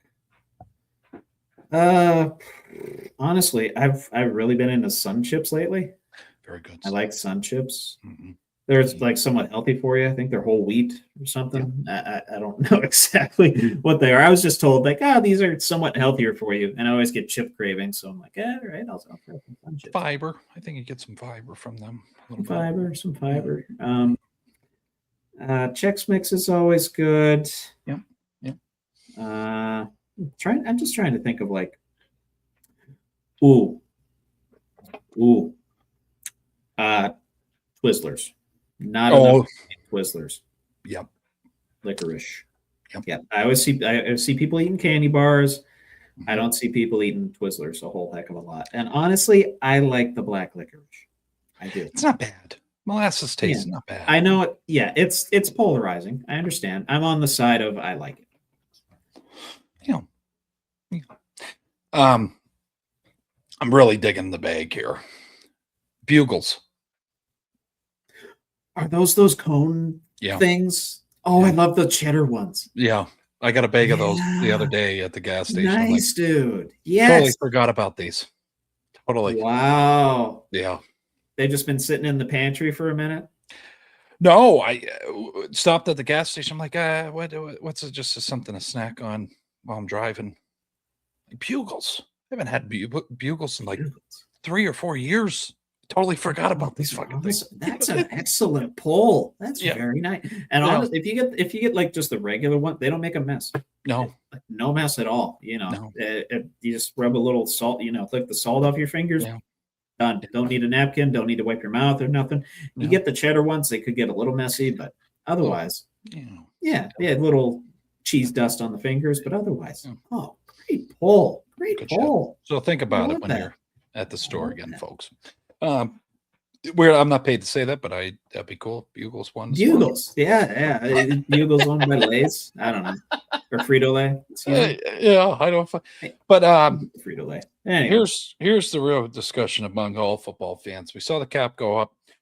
Sure. The cap going to be raised again next year. I don't see why not. I don't know if it'll be raised a record amount like it was this year, but league revenue keeps increasing. We keep expanding into these international markets. Player demands and salaries keep going up. Yep. I don't see why not. I don't think it'll be this drastic. I think this is why this free agency period was such a boom for a lot of teams, like a lot of big names getting signed to big contracts, is because the cap went up $35 million. Yeah. Yeah. And a lot of teams had a whole heck of a lot more cap space to work with. Yeah. So I think they might pump the brakes on that a little bit next year, but it'll still go up. It won't go up at the same rate nor the same nominal amount, is what I'll say. 5 years, we're at $500,000. I could see that. Okay. What are we at, $300 right now? Yeah, somewhere 316, somewhere around there. Okay. So I mean, yeah. So you take 316, we need to get to 500. 500 minus 316, 184. It'd have to go up about what it did this year for the next 5 years. Okay. So I don't know if it'll get to, I don't know if we get there that quickly, but I'd say within the next 8. I think 8 would be a good. Okay. Yeah, needs to go up, let's say 184 more, 23 million a year. I think that sounds a little bit more reasonable. Yeah. Yeah. No, I agree. Yeah. No, but yeah, I was just thinking about that the other day. I'm like, it's just going to keep going up and up. And No, up. yeah, it's not going to go down. Like, No. Yeah, cost of doing business keeps increasing, brother. Yeah. And the rich get richer in terms of getting paid in the NFL. So, Yeah, but no, that's all I had for debate time. We'll be a man question, Trevor. Yeah. So an interesting one that I kind of came up with, since we're in the season. Oh, the drop. Sorry. Go ahead. Go. I keep forgetting we have a drop. I got it.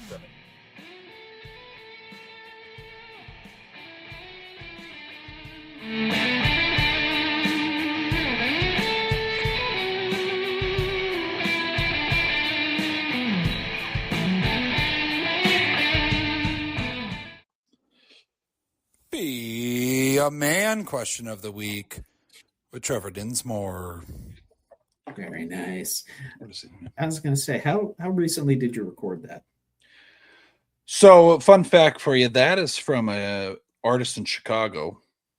Okay. That was in studio recorded for the Drew Billy show. So I'm trying to fucking tinker with that to add a little sentiments to that. Yeah, nice. That was the original intro back in 22. Very nice. Oh, yeah. Throwback. Hell yeah. That was when you had your face as the logo, right? Yeah.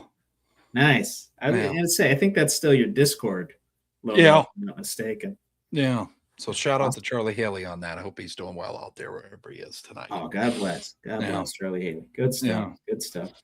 So as I was saying, we're in the Lenten season right now, and one of the core principles of the Lenten season is self-denial, or fasting, if you will, abstaining from things that you usually either do in excess or that are like bad for you. So how often do you currently practice self-denial? Or how often do you deprive yourself of something that you normally would do in excess? And in what situations? You can kind of get into that level of it as well.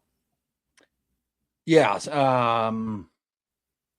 Chewing, I'd say, is probably the biggest kicker in the nuts for me. Understood. I'll show him. So I switched to this shit. The pouches, nicotine pouches. You're still chewing? Now, if a person opens a can of Copenhagen around me, my brain goes fucking nuts. Okay. If I see someone, I got to walk away from them. I can't even get a whiff of that. But yeah, that's probably every day. Mm-hmm. So you're around somebody with Copenhagen, or you're around tobacco, chewing tobacco every day? I see it like a commercial, or I smell it. Yeah, or I see it it's disgusting as shit. I never did this, but people will you'll see those big mounds of snuff in a parking lot somewhere. Sure. And I see that, and yeah, God, I know it's fucked up, but in my mind, I'd love to have a fucking pitch of that. Yeah, sure. I can't do it. Yeah. Yeah. Oh, good answer, Bill. Good answer. So, yeah, you said even a commercial that'll just set you off. Alarm bells will go off, and I can smell it. Oh, that bad, huh? Copy mint. Mm-hmm. If anybody out there's chewing, go get off that shit. Yeah, I'll tell you. Get on Alp, right? Alp? Get on Alp. It's healthier and it's easier on the teeth. The gums, and I don't mean to take over the Trevor, but if anybody out there, if you smell it, sure. Because I started in 2015, and then 22, 23, right after I met you. So the fall of 23. When I smelled the can the last time, there's an ammonia smell. It's not the same shit. I'm telling that to people. It's not the same shit that I know. Okay. Good to Get know. off it. Get off it. Good little PSA there. That's awesome. Yeah. Well, not awesome that it's smells like ammonia now, but like a healthier route, man. Good that you're bringing awareness to the subject. That's good. Good on you, Bill. We appreciate you for that. So my answer to this one, not that I guess impactful in comparison. I just for the most part, I just lay off the sweets. I don't keep candy in my house. I only eat cake when it's like my birthday, basically, or if it's like a close friend's birthday. I don't eat sweets like at all. Even chocolate. Like I had some friends give me some chocolate covered pretzels from Vermont, which fine, by the way. Limiting myself to like just a couple of those a day, not even a full serving size. Yeah. So just keeping the sugar down. Honestly, I should probably try and do the same thing with sodium. Like I said, I always have a hankering for chips. Hence why I do the Sun chips. They're a little bit healthier for you, but they're still chips. They still have some of the oils and fat and stuff. It's not good for you. Not good for your health. But right now, that's it. Just laying off the sweets. Yeah. So Christmas time was tough because my folks literally just gave me like a whole bin, one of those plastic bins that the cookies come in. They just filled one of those up with cookies and sent me on my way. I'm like, I'm not gonna eat these for like 3 months. Yeah. And I literally like just finished them like 2 weeks ago. Yeah. No, that's good shit. Good shit, Trevor. No. And sweets and nicotine kind of go hand in hand if you think about it. You know what I mean? One usually leads to the other. Yeah. Yeah. Or, sweet or savory. Yeah. But yeah, anything else for the folks? Be a bad question. No, I think that's all I got, man. Another exciting week with free agency still in high gear. Some more draft anticipation coming up. Hopefully we get the Aaron Rodgers decision sooner rather than later. Yep. Then, of course, you got the WBC, NHL ramping up closer to the P word, NBA as well. It's an exciting time to be a sports fan. And baseball's back soon. Yes. Yep. No, good shit. No, we appreciate everybody as always. Have a good day. Have a good night. Stay safe out there. God bless. This was another episode of Buckle Up with the Boys with your host here, DB, and host Trevor Dinsmore. We'll be back next Tuesday at 8 o'clock. And again, I don't know what happened here. We had 10. I don't know what happened. So I'm going to figure out what happened with our sending out. It's not on StreamYard's end. It's something with YouTube. Okay. But the episode will be up, and I'm going to fucking follow up on that. But yeah, anybody that enjoys sports, send them our way. We love the bullshit with them in the comments when the shit wants to work. Subscribe, like, and comment. And also, we're going to uptick. Again, I've taken a little hiatus on shorts, but I'm going to try to do 3 a day starting tonight with the shorts. So check those out on TikTok and on our YouTube profiles here. So we appreciate everybody. Oh, yeah. Have a good night, y'all. Cool.